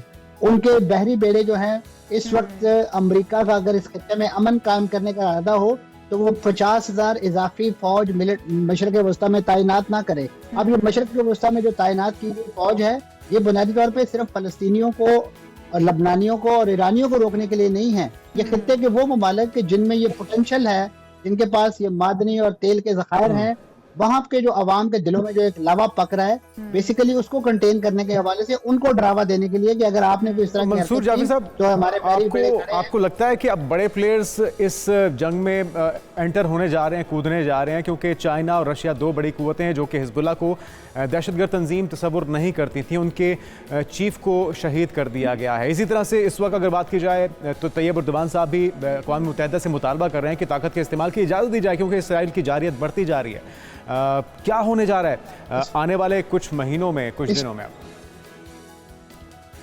इसमें कोई शक नहीं जी, ये जंग जो है ये पूरे मिडिल ईस्ट समेत दुनिया का नक्शा जो है वो रीड्रॉ करने जा रही है, और इसमें बड़े बड़े नए अलायंसेस, बड़े बड़े नए जो ब्लॉक्स जो हैं वो बनने जा रहे हैं। जिन दो मुल्कों की तरफ आपने रूस और चीन की तरफ इशारा किया, यकीनन उनका भी खित्ते में बड़ा इंटरेस्ट है, और खास तौर पे मिडिल ईस्ट के हवाले से रूस के अपने इंटरेस्ट हैं। चीन तो खुद इस पूरे गेम में जो है वो इस लिहाज से स्टेप इन करना चाहता है कि जो इसराइल ने अपना एक सो कॉल्ड माशी बहाली का जो मंसूबा पेश किया है, जिसके तहत वो इंडिया से एक खास अरब मुल्क से लेके इंडिया से होते हुए और सऊदी अरब के अंदर रेलवे लाइन बिछाना, इसराइल तक रेलवे लाइन बिछाना चाहता है, तो ये बुनियादी तौर पे चैलेंज है चीन के उस सीपैक प्रोजेक्ट का, one road one belt project का। तो लिहाजा ये एक तरफ तो ये अस्करी जंग है, दूसरी तरफ ये माशी बालादस्ती। पाकिस्तान का किरदार क्या होना चाहिए मंसूर साहब इस तमाम सिनेरियो में?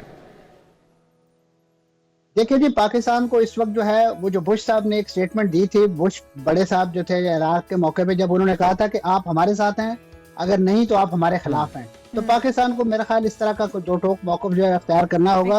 ये जो बैन की पॉलिसी है ना कि हम आप उनके साथ भी हैं और उनके साथ भी हैं, और इस बात पे शादियाने बजाएं कि हमारी यूट्यूब, हमारी जो तकरीर वज़ीर आज़म की है वो यूएन के चैनल पे सबसे ज्यादा देखी गई है, तो ये तमाशा तो दुनिया देखती है। आपका अमल क्या है, लेकिन सिर्फ तकारीर काम नहीं करेंगी। बहुत शुक्रिया मंसूर जाफर साहब इस हवाले से हमारे साथ मौजूद थे, और जिस तरह से ईरानी सदर भी ये कह रहे हैं कि अगर उन्हें मुंह तोड़ जवाब दिया गया होता तो उनकी इतने हौसले बुलंद ना होते इसराइल के, और वो इस तरह से आज गासिबाना तौर पर इस तरह की कार्रवाइयाँ ना कर रहे होते।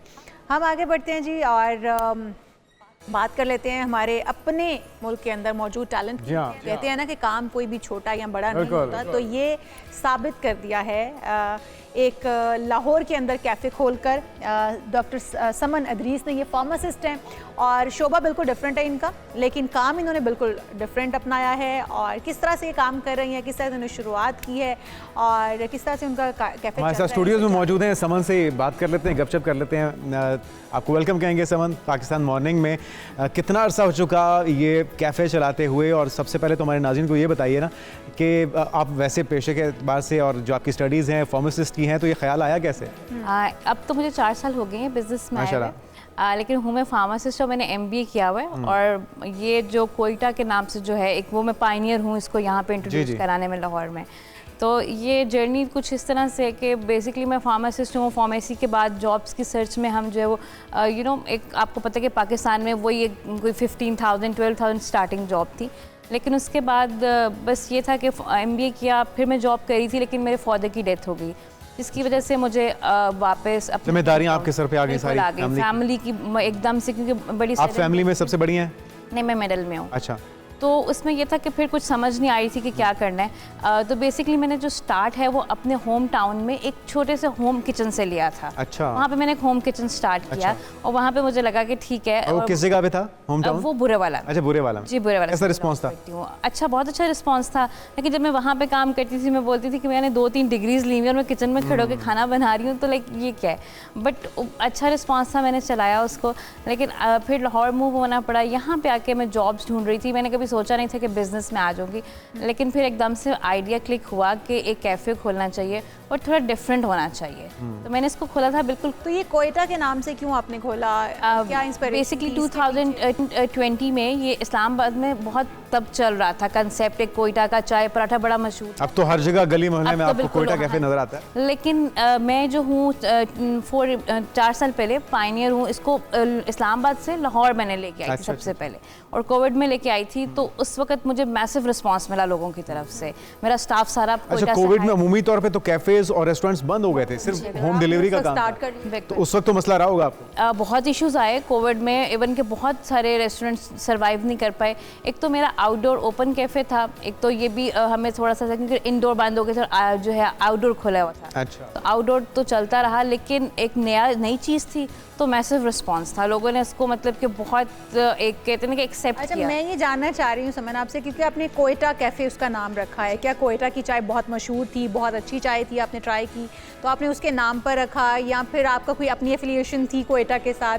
वजह क्या थी नाम ये? बेसिकली मुझे सब लोग यही समझते हैं कि शायद मैं भी कोयटा से पठान हूँ, हालांकि मैं पंजाबी हूँ और पंजाबी होके मैं चला रही हूँ। अच्छा। तो लोगों को शायद ये होता है कि अच्छा आप पठान हैं या आप कोयटा से आई हैं। मैं नहीं, मैं कोयटा से नहीं। और जो सारा स्टाफ है चाय बनाने वाला, क्योंकि अमूमी तौर पे कोयटा कैफे में हमने देखा है चाय पराठा बहुत चलता है, वो लच्छेदार पराठा। बिल्कुल, हाँ जी। तो आपके कैफे की स्पेशलिटी भी यही है? एग्जैक्टली, पराठा और चाय है, लेकिन हम बाकी कुजीन भी दे रहे हैं, लेकिन मेरा स्टाफ भी सारा कोयटा से हायर। अच्छा जी, सब कोयटा से ही लेके आए। कितना मुश्किल रहा, क्योंकि अमूमी तौर पे फीमेल्स के लिए कैफे रन करना, क्योंकि वहाँ पे ज़्यादा जो भीड़ है, आपकी क्लाइंट्स होंगे, कस्टमर्स होंगे, वो बॉयज़ होते हैं, मेल्स है, बिल्कुल। वो लंबी लंबी नशिस्तें चलती हैं, तो कितना मुश्किल था उन सबको मैनेज करना? बिल्कुल मुश्किल तो शुरू में आई, लेकिन मैं सबको यही मैसेज, मतलब नॉर्मली मेरा मैसेज फीमेल्स को यही होता है कि बेशक मुश्किल है लेकिन नामुमकिन कुछ भी नहीं है। अगर आप कोशिश करें या अगर आप मतलब कि हिम्मत ना हारें, थोड़ा सा बिजनेस में आपको अपने नर्व स्ट्रॉन्ग रखने पड़ते हैं, क्योंकि कुछ कितने अरसे के बाद आपको लगा कि नहीं अब मैं ये चला सकती हूँ? मुझे तो 3 महीने के बाद पता चल गया था कि मैं चला रही हूँ, बिकॉज मुझे 2-3 ऐसे इंसिडेंट्स हुए शुरू में जो मुझे लगा कि नहीं मतलब मैं नहीं कर सकती, लेकिन फिर मैंने सोचा कि अगर आज मैं यहाँ डर गई ना तो फिर मैं सर्वाइव नहीं कर सकती। तो समन मैसेज क्या देंगी ऐसे लोगों को जो कि अपना खुद का बिजनेस स्टार्ट करना चाहते हैं? क्या बड़े पैमाने पे शुरू करना चाहिए एक बड़ी इन्वेस्टमेंट के साथ, या फिर छोटे पैमाने से भी शुरू किया जा सकता है एक छोटी सी महदूद सी इन्वेस्टमेंट के साथ? ऐसे ही है, बिल्कुल आप इसको छोटी सी इन्वेस्टमेंट से भी स्टार्ट कर सकते हैं, ज़रूरी नहीं है कि आपने कितनी छोटी इन्वेस्टमेंट, जरा कोई फिगर भी बता दीजिए। आजकल तो देखिए, जब मैंने ये स्टार्ट किया था तो मैंने तो तकरीबन 3 मिलियन में स्टार्ट कर लिया था ये, ठीक है, क्योंकि 4 इयर्स अगो था। लेकिन अब आप देखेंगे अब आजकल जो है हमारी करेंसी बिल्कुल सब कुछ बहुत महंगाई बढ़ गई, आप डबल कर लेते हैं, लेकिन अगर आपने कोई स्मॉल करना तो आप इसी बजट में आप स्मॉल बिजनेस ओपन कर सकते हैं, जैसे आप होम किचन स्टार्ट कर सकते हैं आप। मतलब मेरा मैसेज यही है कि फीमेल्स के लिए स्पेशली कि फीमेल्स का फाइनेंशियली इंडिपेंडेंट होना बहुत ज़रूरी है, और इसके लिए यही है कि आप अपने लिए कुछ ना कुछ ज़रूर करें। तो सुमन, हमने देखा है कि फार्मासिस्ट तो ठीक ठाक पैसे कमाते हैं, ये कैफ़े के बिजनेस में भी कमाई है? बिल्कुल है। फार्मासिस्ट होकर शायद मैं इतना ट्रैवल ना कर सकती, लेकिन अब मैं तकरीबन साल में 2 ट्रैवल या 3 ट्रैवल आउट ऑफ कंट्री कर लेती हूँ। मुझे लगता है कि मैं आप अपनी कमाई से करती हूँ, तो मुझे नहीं लगता कि मैं फार्मासिस्ट अगर होती या मैं अपनी उस जॉब पे होती तो मैं उतना मतलब कि इतनी ग्रोथ नहीं होती। तो मेडिकल फील्ड में आप बाय चॉइस आई थी, या पेरेंट्स का बड़ा होता है समटाइम बच्चे डॉक्टर बन जाएं, फार्मासिस्ट बन जाएं, सर्जन बन जाएं, आप पेरेंट्स या फैमिली की सपोर्ट की वजह से आई थी? हाँ, या कोई मेरे फादर को आइडियलाइज करती? नहीं, मेरे फादर को बड़ा शौक था, मैं तो खुद हमेशा से आर्किटेक्चर साइड पे आना चाहती थी, बट उन्होंने कहा नहीं जी मेडिकल पढ़ना है, वही जो होता है हमारा स्पेशल। बिल्कुल, तो वो ये नहीं पता था कि वो ये बनाते बनाते मैं इस फील्ड में आ जाऊंगी, जो कि बिल्कुल इररिलेवेंट। अच्छा, हमने ये देखा कि बहुत सारी चाय खाने या जगह ऐसी होती हैं जिसकी चाय का एक नशा सा हो जाता है, आपको उसके अलावा किसी और जगह की चाय अच्छी नहीं लगती और आप हर बार जाते हैं वहाँ की चाय पीते हैं। तो मैंने ये भी सुना, लोग कहते हैं अजीब सा नशा सा है, क्या कोई ऐसी दवाई भी रखी हुई है आपने जो चाय में डालती हूँ? फार्मासिस्ट भी यहाँ अच्छा मेरे से नशा सा होने लगा, बंदा बार बार आदी हो जाता है। मेरे ख्याल में शाल को 1 कप पिलाएं,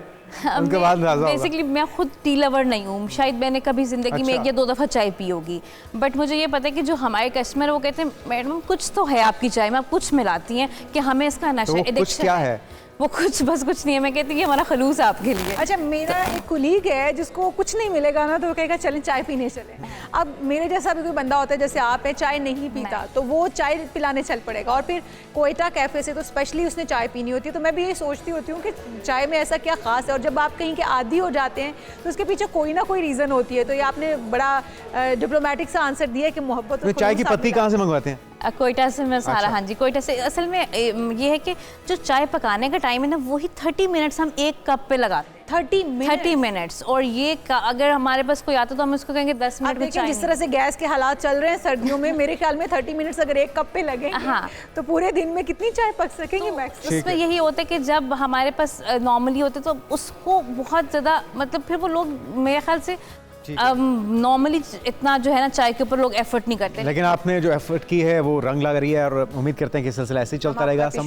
आपका बहुत शुक्रिया आपकी तशरीह का। हम आगे बढ़ते हैं जी और अपने टॉपिक की तरफ आते हैं। हम बात कर रहे थे कि पाकिस्तान के अंदर सोशल मीडिया का रुझान बढ़ता जा रहा है। 31% पाकिस्तानी हैं जिनकी जिंदगियों पर सोशल मीडिया बुरे असरात डाल रहा है। वैसे तो मेरे ख्याल में तमाम के ऊपर ही असरात मुरतब हो रहे हैं, लेकिन 31% ऐसे पाकिस्तानी हैं जो समझते हैं कि इसके असरात कम से कम समझने समझने लगे जी हैं हाँ। कि उनके ऊपर सोशल मीडिया के असरात जो हैं वो मुरतब हो रहे हैं। अवाम परेशान है, ज़िंदगी कैसे पुरौनक और टेक्नोलॉजी के मसाइल से पाक हो सकती है। गैलप पाकिस्तान का अपने सर्वे में ये कहना है कि 31% पाकिस्तानियों का मानना यह है कि सोशल मीडिया से ज़िंदगियों पर बुरे असरात पड़ते हैं, बाकी सारे जो हैं वो बहुत ज़्यादा असरात होते हैं। तो अब ये मेरे ख्याल में अपने ऊपर डिपेंड करता है कि आप उन असरात को नेगेटिव होने देते हैं या उनको पॉजिटिव में तब्दील कर देते हैं। 38% ने इस बात से इनकार किया है कि सोशल मीडिया के इस्तेमाल से ज़िंदगियों में कोई भी फ़र्क नहीं पड़ता। तो 38% तो इनकारी हैं जनाब। बिल्कुल ऐसे इसी ही तरह है, से सर्वे लेकिन के मुताबिक सोशल मीडिया की ज़िंदगियों में बढ़ते अमल और दखल से परेशान पाकिस्तानियों की शरह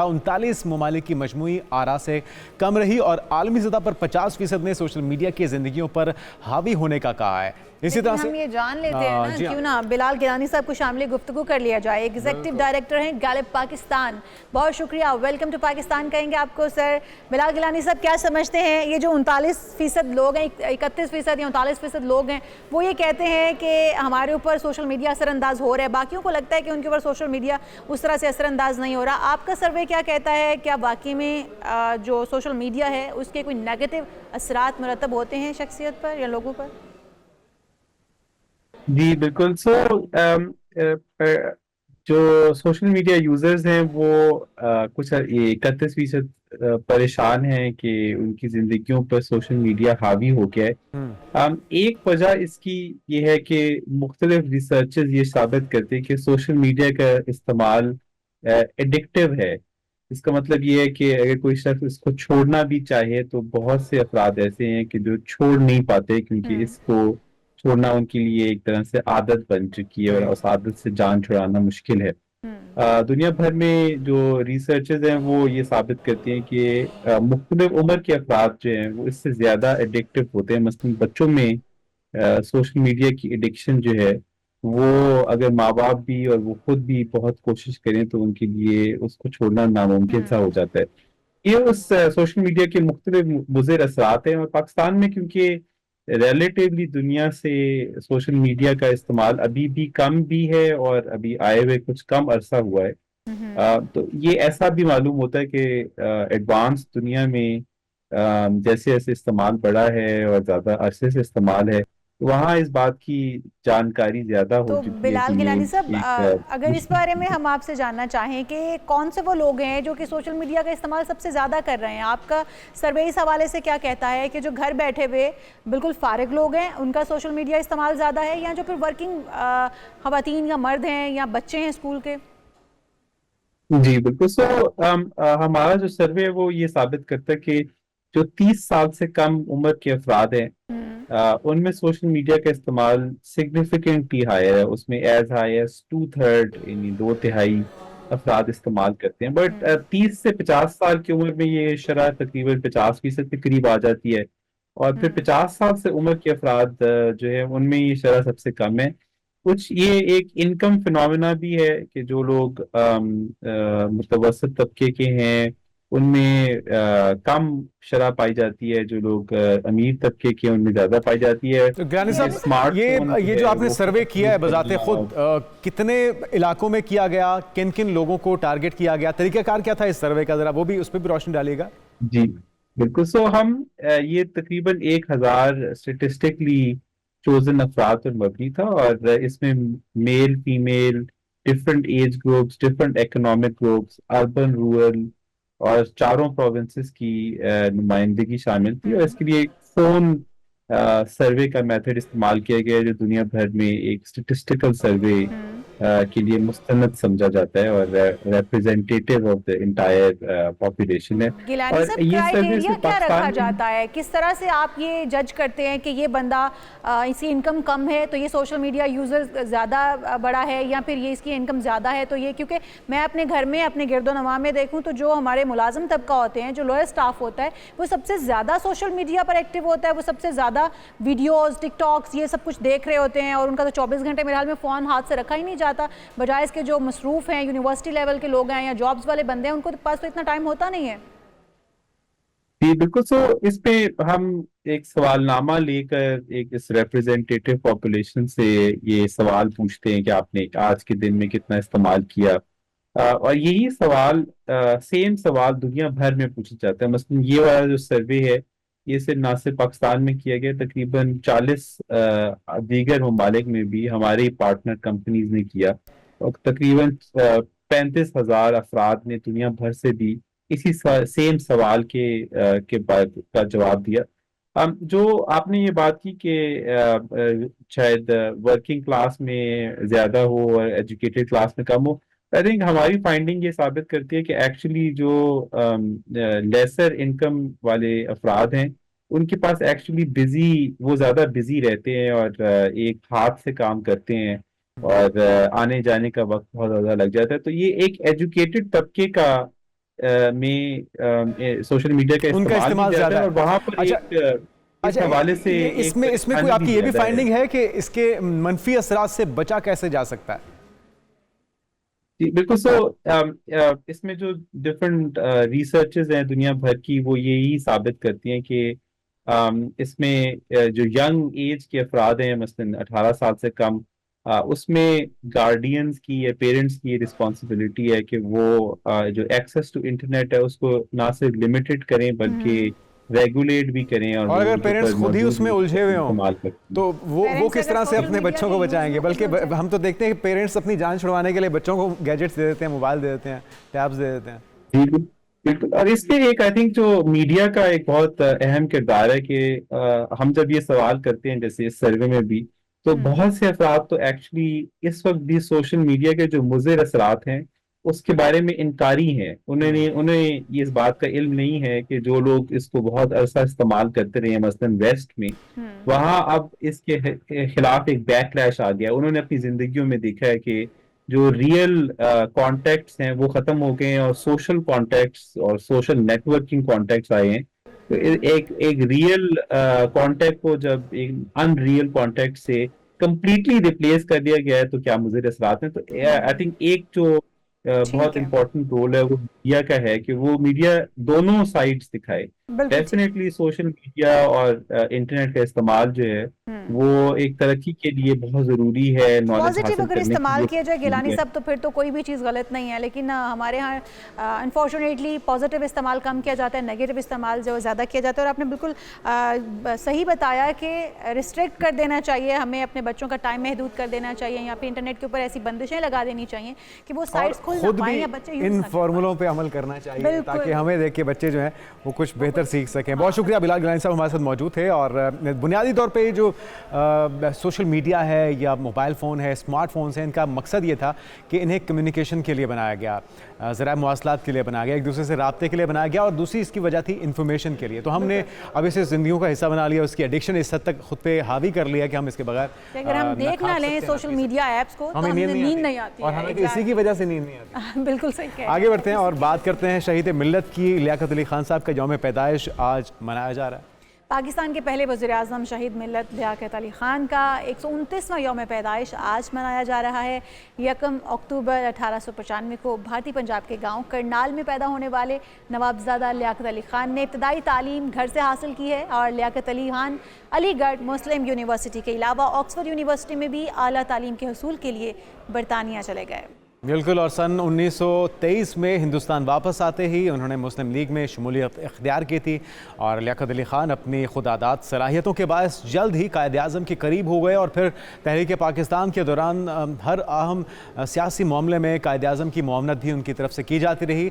और लियाकत अली ख़ान को 16 अक्टूबर 1951 को रावलपिंडी में एक जलसे के दौरान ख़िताब करते हुए शहीद कर दिया गया था, जिसका नाम लियाकत बाग रखा गया, जहाँ पे शहीद मोहतरमा बेनज़ीर भुट्टो को भी निशाना बनाया गया था। ये वाक़या 1951 को रावलपिंडी के कंपनी बाग में एक जलसा आम में पेश आया था। तो उनकी खिदमात को आज याद करने का दिन है। उनके आखिरी अल्फाज थे कि खुदा पाकिस्तान की हिफाजत करे। तो शहीद मिल्लत लियाकत अली ख़ान के कातिल सैयद अकबर को पुलिस ने गोलियों से उड़ा दिया था।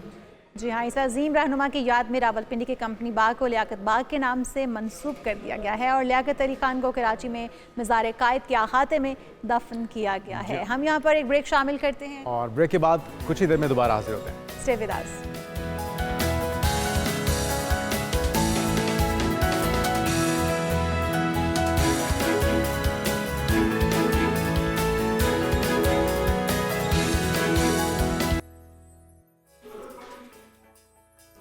प्रोग्राम में एक बार फिर से आपको खुशामदीद कहेंगे और आज हमारा जो एक अहम टॉपिक है, आखिरी टॉपिक भी समझ लें आप, जो कि माशरे के अंदर इस वक्त नासूर की तरफ फैल रहा है, वो है हमारे रवैये जिनका सद्भाव बहुत ज़रूरी है। जब हम किसी भी जगह पर देखते हैं कोई छोटी मोटी लड़ाई झगड़ा कुछ भी हो गया है तो हम माँ बहन की गालियाँ देने लगते हैं, हम अब्यूज़ करना शुरू कर देते हैं।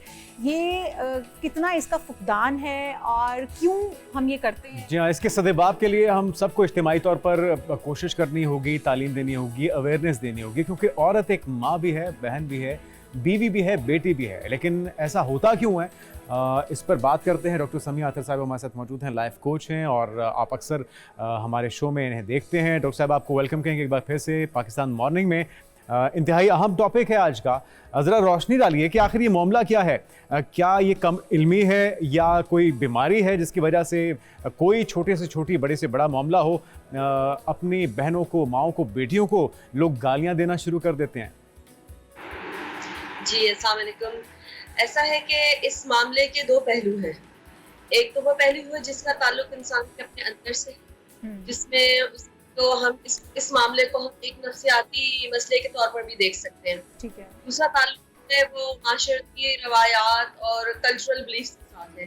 ठीक है। तो जब ये नफ्सियाती पहलू के ऊपर नजर डालते हैं तो हम ये देखते हैं कि जो गालम गलोच करने वाला इंसान है, दरअसल वो एक कमजोर और बुज़दिल इंसान होता है और वो खुद को उस सूरत हाल के अंदर खुद को कहीं वो बहुत नीचा महसूस करता है और अपने मद्दे मुकाबिल अपने से ऊपर देखता है। ठीक है, अब अनइक्वल हो गए ना, तो मुकाबला नहीं हो सकता, तो मद्दे मुकाबिल को खींच कर उतना ही नीचे लाना है जितना आप खुद महसूस कर रहे हैं, ताकि अब आप इक्वल हो जाएं और मुकाबला कर सकें। तो उसके लिए इंसान, किसी भी इंसान की जो कमजोरी है वो उसकी औरत होती है, चाहे वो माँ हो, चाहे वो बहन हो या वो बेटी हो, ठीक है ना, तो वो उसकी उस कमजोर तरीन चीज के ऊपर वार करके उस इंसान भी उतना ही कमजोर और नीचा लाना होता है। तो डॉक्टर साहब, एक तरफ तो हम एक ही टाइम में हम अपने बच्चों को ये तरगीब दे रहे होते हैं, उन्हें ये पढ़ा रहे होते हैं कि दूसरों को गाली नहीं देनी है। अगर वो कहीं से सीख के आते हैं तो हम उन्हें समझाते हैं कि बेटा गाली नहीं देनी, बुरी चीज़ है, और उसी वक्त में हम लोग सेम टाइम पे हम किसी और को गालियाँ दे रहे होते हैं। तो ये क्या थॉट्स हैं माइंड में चल रही हैं? आप कर कुछ रहे हैं लेकिन प्रैक्टिकली आप कुछ और करते हैं, लेकिन बच्चे को आप कुछ और सिखाते हैं। जी, क्योंकि इसका ताल्लुक जो है वो आपके दिमाग के दो मुख्तलिफ हिस्सों से है। जो आप अपने बच्चे को बता रहे हैं वो चीज है जिसके ऊपर लॉजिकली आप खुद कन्विंस हैं, लेकिन जो कुछ आप कर रहे हैं वो आपका सबकॉन्शियस माइंड है। ये वो सारा कल्चरल जनरेशनल डेटा है जो सदियों से आपने अपने अंदर फीड किया हुआ है और आप उसको चेंज किए बगैर एज इट इज लेकर चल रहे हैं। तो इसलिए अपने कमजोर लम्हे के अंदर आप वही इंसान बन जाते हैं जिस रवायत को, जिस तारीख, इस नासूर से डॉक्टर साहब किस तरह से बचा जाए? इन रवैयों से, इस बीमारी से बचने का तरीका क्या हो सकता है? जी, इन रवैयों और बीमारियों से बचने के लिए देखें, बीइंग मुस्लिम्स हमारे लिए तो सबसे पहली बात है, जो सबसे बुनियादी चीज है, जो हमारे लिए मिशअल राह है, वो रसूलुल्लाह सल्लल्लाहु अलैहि वसल्लम की बात है। ठीक है, आप सल्लल्लाहु अलैहि वसल्लम ने फरमाया कि जो अल्लाह और यौम आखिरत पर यकीन रखता है उसे चाहिए कि या तो अच्छी बात करे या खामोश रहे। जरूर। ठीक है, आप ये देखें कि इंसान की जो जुबान से निकलने वाली गुफ्तगू है उसको रसूलुल्लाह सल्लल्लाहु अलैहि वसल्लम ने उसके अकीदा आखिरत से और ईमान से जोड़ दिया है। तो ईमान की फिर इंसान को हर वक्त हिफाजत की फिक्र होनी चाहिए और उसके लिए अवेयर होना चाहिए, कॉन्शियस होना चाहिए और अपनी जुबान की हिफाजत करनी चाहिए। डॉक्टर साहिबा, जिस तरह के हालात चल रहे हैं, लड़ाई झगड़ा हो जाना, किसी के साथ तकरार हो जाना, बहस हो जाना, ये एक नॉर्मल चीज़ हो गई है और इन हालात में रहते हुए आपको किस तरीके से आप बहस कर सकते हैं, आप लड़ाई कर सकते हैं, आप आर्ग्यूमेंट कर सकते हैं, लेकिन अपनी ज़बान को साफ रखते हुए, शाइस्ता रखते हुए मतलब ये अपने ऊपर सेल्फ कंट्रोल है जो आप खो देते हैं और आपकी ज़बान जो है वो मुग़लज़ात बकना शुरू हो जाती है, आपकी ज़बान पर अब्यूज़ जो है वो आना शुरू हो जाता है, आप दूसरे को गालियाँ बकना शुरू कर देते हैं। तो ये क्या सेल्फ कंट्रोल भी है जो आप खो देते हैं लड़ाई झगड़े के दौरान?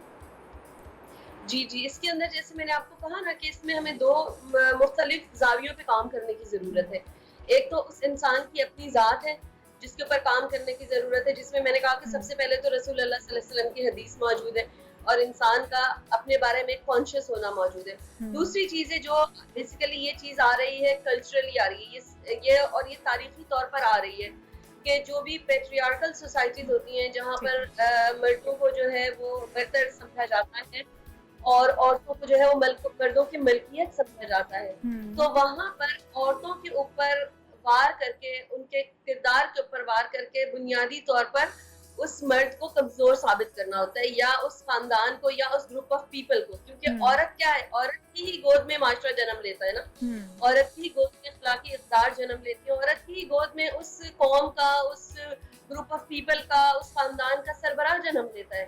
ठीक है, तो जब औरत के किरदार पे वार किया गया तो असल में इन सबको क्वेश्चन कर लिया गया ना, तो इसका मतलब ये है कि हमें अपनी कुछ जो रवायात है उनको भी चेंज करने की जरूरत है। हम लोग आमतौर पर ये सुनते भी हैं और कहते भी हैं कि माँ, बहनें, बेटियाँ सबकी सांझी होती हैं, लेकिन जब हम गालियाँ देते हैं तो उस वक्त हम इस सांझपन को का ख्याल नहीं रखते हैं और हम फिर उस लेवल पर आकर गालियाँ देते हैं। आप नहीं समझती कहीं ना कहीं तरबियत का भी फुकदान है, तालीम का भी फुकदान है?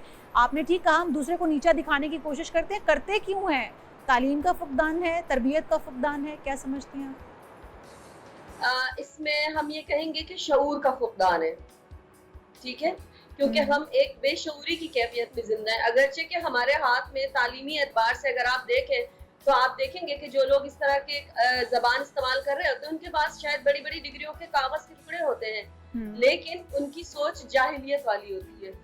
ठीक है, तो इस बेसिकली ये वो तालीम जो इंसान को शऊर नहीं देती उसको जहालत कहा गया है। लेकिन डॉक्टर साहिबा, माँ की तरबियत कहते हैं बड़ा असरअंदाज होती है बच्चे के ऊपर। माँ अगर बच्चे को गालियाँ दे रही है बचपन में, कहीं ना कहीं उसके सामने दूसरों को गालियाँ दे रही है, तो बच्चा उसको अडॉप्ट तो करेगा ना। कहीं ना कहीं तरबियत का भी तो फुकदान समझें आप इसको, कि तरबियत अगर करने वाली माँ ही आपके सामने आपकी रोल मॉडल है तो आप गालियाँ देना कैसे सीख सकते हैं?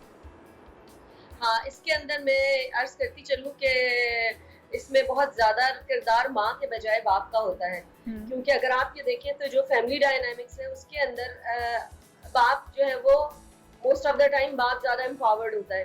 ठीक है, तो अगर बच्चे को सामने बाप उनकी माँ के साथ बदजुबानी कर रहा है, ठीक है, तो बच्चा तो यही सीखेगा ना फिर कि उसके लिए तो ये एक एक्सेप्टेबल बिहेवियर बन जाएगा ना।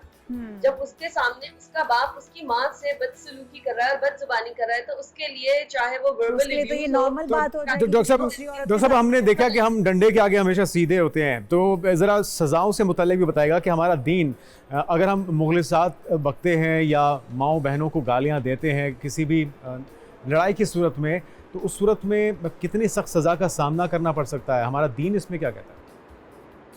देखिए, इसके ऊपर जो हुदूदुल्लाह है, इसमें सबसे पहली चीज तो ये है कि जिसके ऊपर नबी सल्लल्लाहु अलैहि वसल्लम की तरफ से एक वईद आ जाए, ठीक है, तो वो अपने आप में एक पनिशेबल एक्ट बन जाता है ना। अब इसके ऊपर जो कानून साजी होती है वो फिर आप देखें कि वो हर मुल्क के अपने अंदर होती है, ठीक है। और जैसे अभी उन्होंने पाकिस्तान में ये रिसेंटली कानून पास किया गया है कि अगर कोई औरत को पब्लिकली ह्यूमिलिएट करता है, ठीक है, तो वो औरत जा सकती है, कानून की मदद ले सकती है और उस इंसान को कुछ महीनों से लेकर कुछ सालों तक की सजा हो सकती है। ठीक है, तो जी, तो ये है कि हमारे यहाँ डॉक्टर साहिबा खवातीन घर के अंदर तशद्दुद भी बर्दाश्त करती हैं, नामुनासिब ज़बान भी इस्तेमाल करती हैं, और जो कुछ ऐसे मर्द हजरात हैं वो बेदरेग इस तरह की ज़बान का इस्तेमाल करते हैं जो कि बच्चों के लिए भी ज़ाहिर है मुनासिब नहीं है, जो बच्चे सीख रहे होते हैं। उन खवातीन का क्या किरदार होना चाहिए? कब तक उन्हें ये ज़बान सहनी चाहिए और कब उसका जो है जवाब देना चाहिए कि बस अब बहुत हुआ,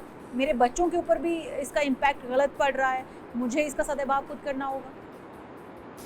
असल में देखें, nip the evil in the bud, ठीक है, जब ये मामला शुरू हो ना और उसी वक्त इसकी रोकथाम कर ली जाए तो बहुत तहम्मुल से भी बात की जा सकती है। ठीक है, आप अगले इंसान को आराम, इत्मीनान, सुकून से गुस्से में जाए बगैर, उसको ह्यूमिलिएट के बगैर आप असर्टिव, जिसको हम असर्टिवनेस कहते हैं, असर्टिव लैंग्वेज कहते हैं या असर्टिव बिहेवियर कहते हैं, इसके साथ आप इंसान तक अपना ख्याल पहुंचा सकते हैं, अपनी बात पहुंचा सकते हैं। लेकिन होता ये है कि हम शुरू के अंदर ना इसको बर्दाश्त करते हैं, ठीक है, और सोचते हैं कि अच्छा हम और खिदमत करें या हम और अच्छे हो जाएं या हम और बर्दाश्त कर लें तो शायद चीजें बदल जाएंगी। लेकिन होता उसका नतीजा उलट निकलता है, जितना हम बर्दाश्त करते हैं हमारे अंदर एंगर पाइल अप होता है, और जब बोलते हैं बेसिकली हम उस एंगर को ब्लास्ट करते हैं, राइट? तो ये वैसे ही हम पैसिव एग्रेसिव हो जाते हैं और फिर उसके बाद तो ये जब तशद्दुद की जो रुख है इख्तियार कर जाता है, तशद्दुद की शक्ल इख्तियार कर जाता है, मार पीट उसके बाद सामने आती है, जो फिजिकल तशद्दुद है वो देखने के लिए मिलता है। तो इसकी रोकथाम के लिए आप समझती हैं ख़वातीन को खुद खड़ा होने की ज़रूरत है, खुद अपने लिए मजबूत होने की ज़रूरत है, अपने बच्चों के लिए मजबूत होने की ज़रूरत है?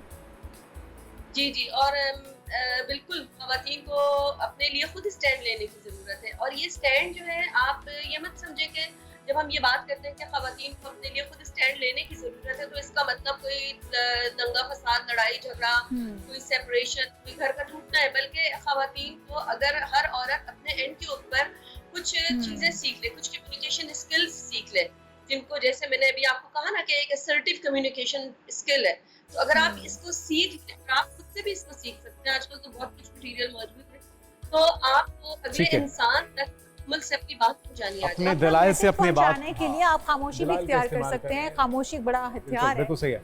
डॉक्टर साहब, आपका बहुत शुक्रिया। उम्मीद करते हैं कि हमारे सामीन, हमारे देखने वाले नाज़रीन इस बात पे अमल करेंगे और हमारे माशरे के अंदर ये जो नासूर की तरह चीज़ फैल चुकी है, गालम गलोच करना और ख़ास तौर पे गालियों के अंदर अपनी माओं, बहनों, बेटियों का नाम इस्तेमाल करना या उन्हें मुखातिब करना, ये एक बहुत ही गलत प्रैक्टिस है। इसका ख़ात्मा बहुत ज़रूरी है। सिर्फ जुर्माने से नहीं, अपने वालिदैन को भी तरबियत देनी होगी बच्चों को इसके ख़ात्मे के लिए और अपने घर से इसका आगाज़ करना। बिल्कुल जी। अब हम बात करते हैं, हमारे यहाँ मुख्तलिफ अंदाज के जो रिकॉर्ड हैं वो कायम किए जा रहे हैं। इस वक्त जो रिकॉर्ड जिसकी बात हम आपके साथ करने जा रहे हैं वो है कम वक्त में चॉपस्टिक से सबसे ज़्यादा चावल के दाने खाने का रिकॉर्ड है। अच्छा, आपको पता है कि चावल के दाने जो हैं वो चॉपस्टिक से नीचे गिर जाते हैं और उनको एक ही टाइम में इतने ज़्यादा चावल के दानों को खातून ने ये कारनामा सरअंजाम कर दिखाया है।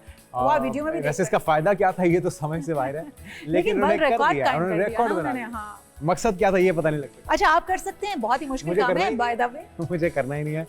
देखें, अगर आप रिकॉर्ड कायम करें, आप इनका रिकॉर्ड तोड़ दें, क्योंकि इनका रिकॉर्ड है। आप जिस तरह मेरे हाथ आजकल जख्मी है तो मैं चम्मच का इस्तेमाल कर लूंगा, लेकिन 37 दाने मतलब उन्होंने बाकायदा गिने हैं, तो उन्होंने चॉपस्टिक के ऊपर कितने दाने एक टाइम में रखे। हम उनको दाद देते हैं, आपने कोशिश की है और मकसद तो था Guinness book of world record में समिया खान है इनका नाम दर्ज करवाना, तो आपको मुबारक हो, आपने कारनामा सर अंजाम दे दिया है, लेकिन फायदा कोई नहीं वैसे इसका।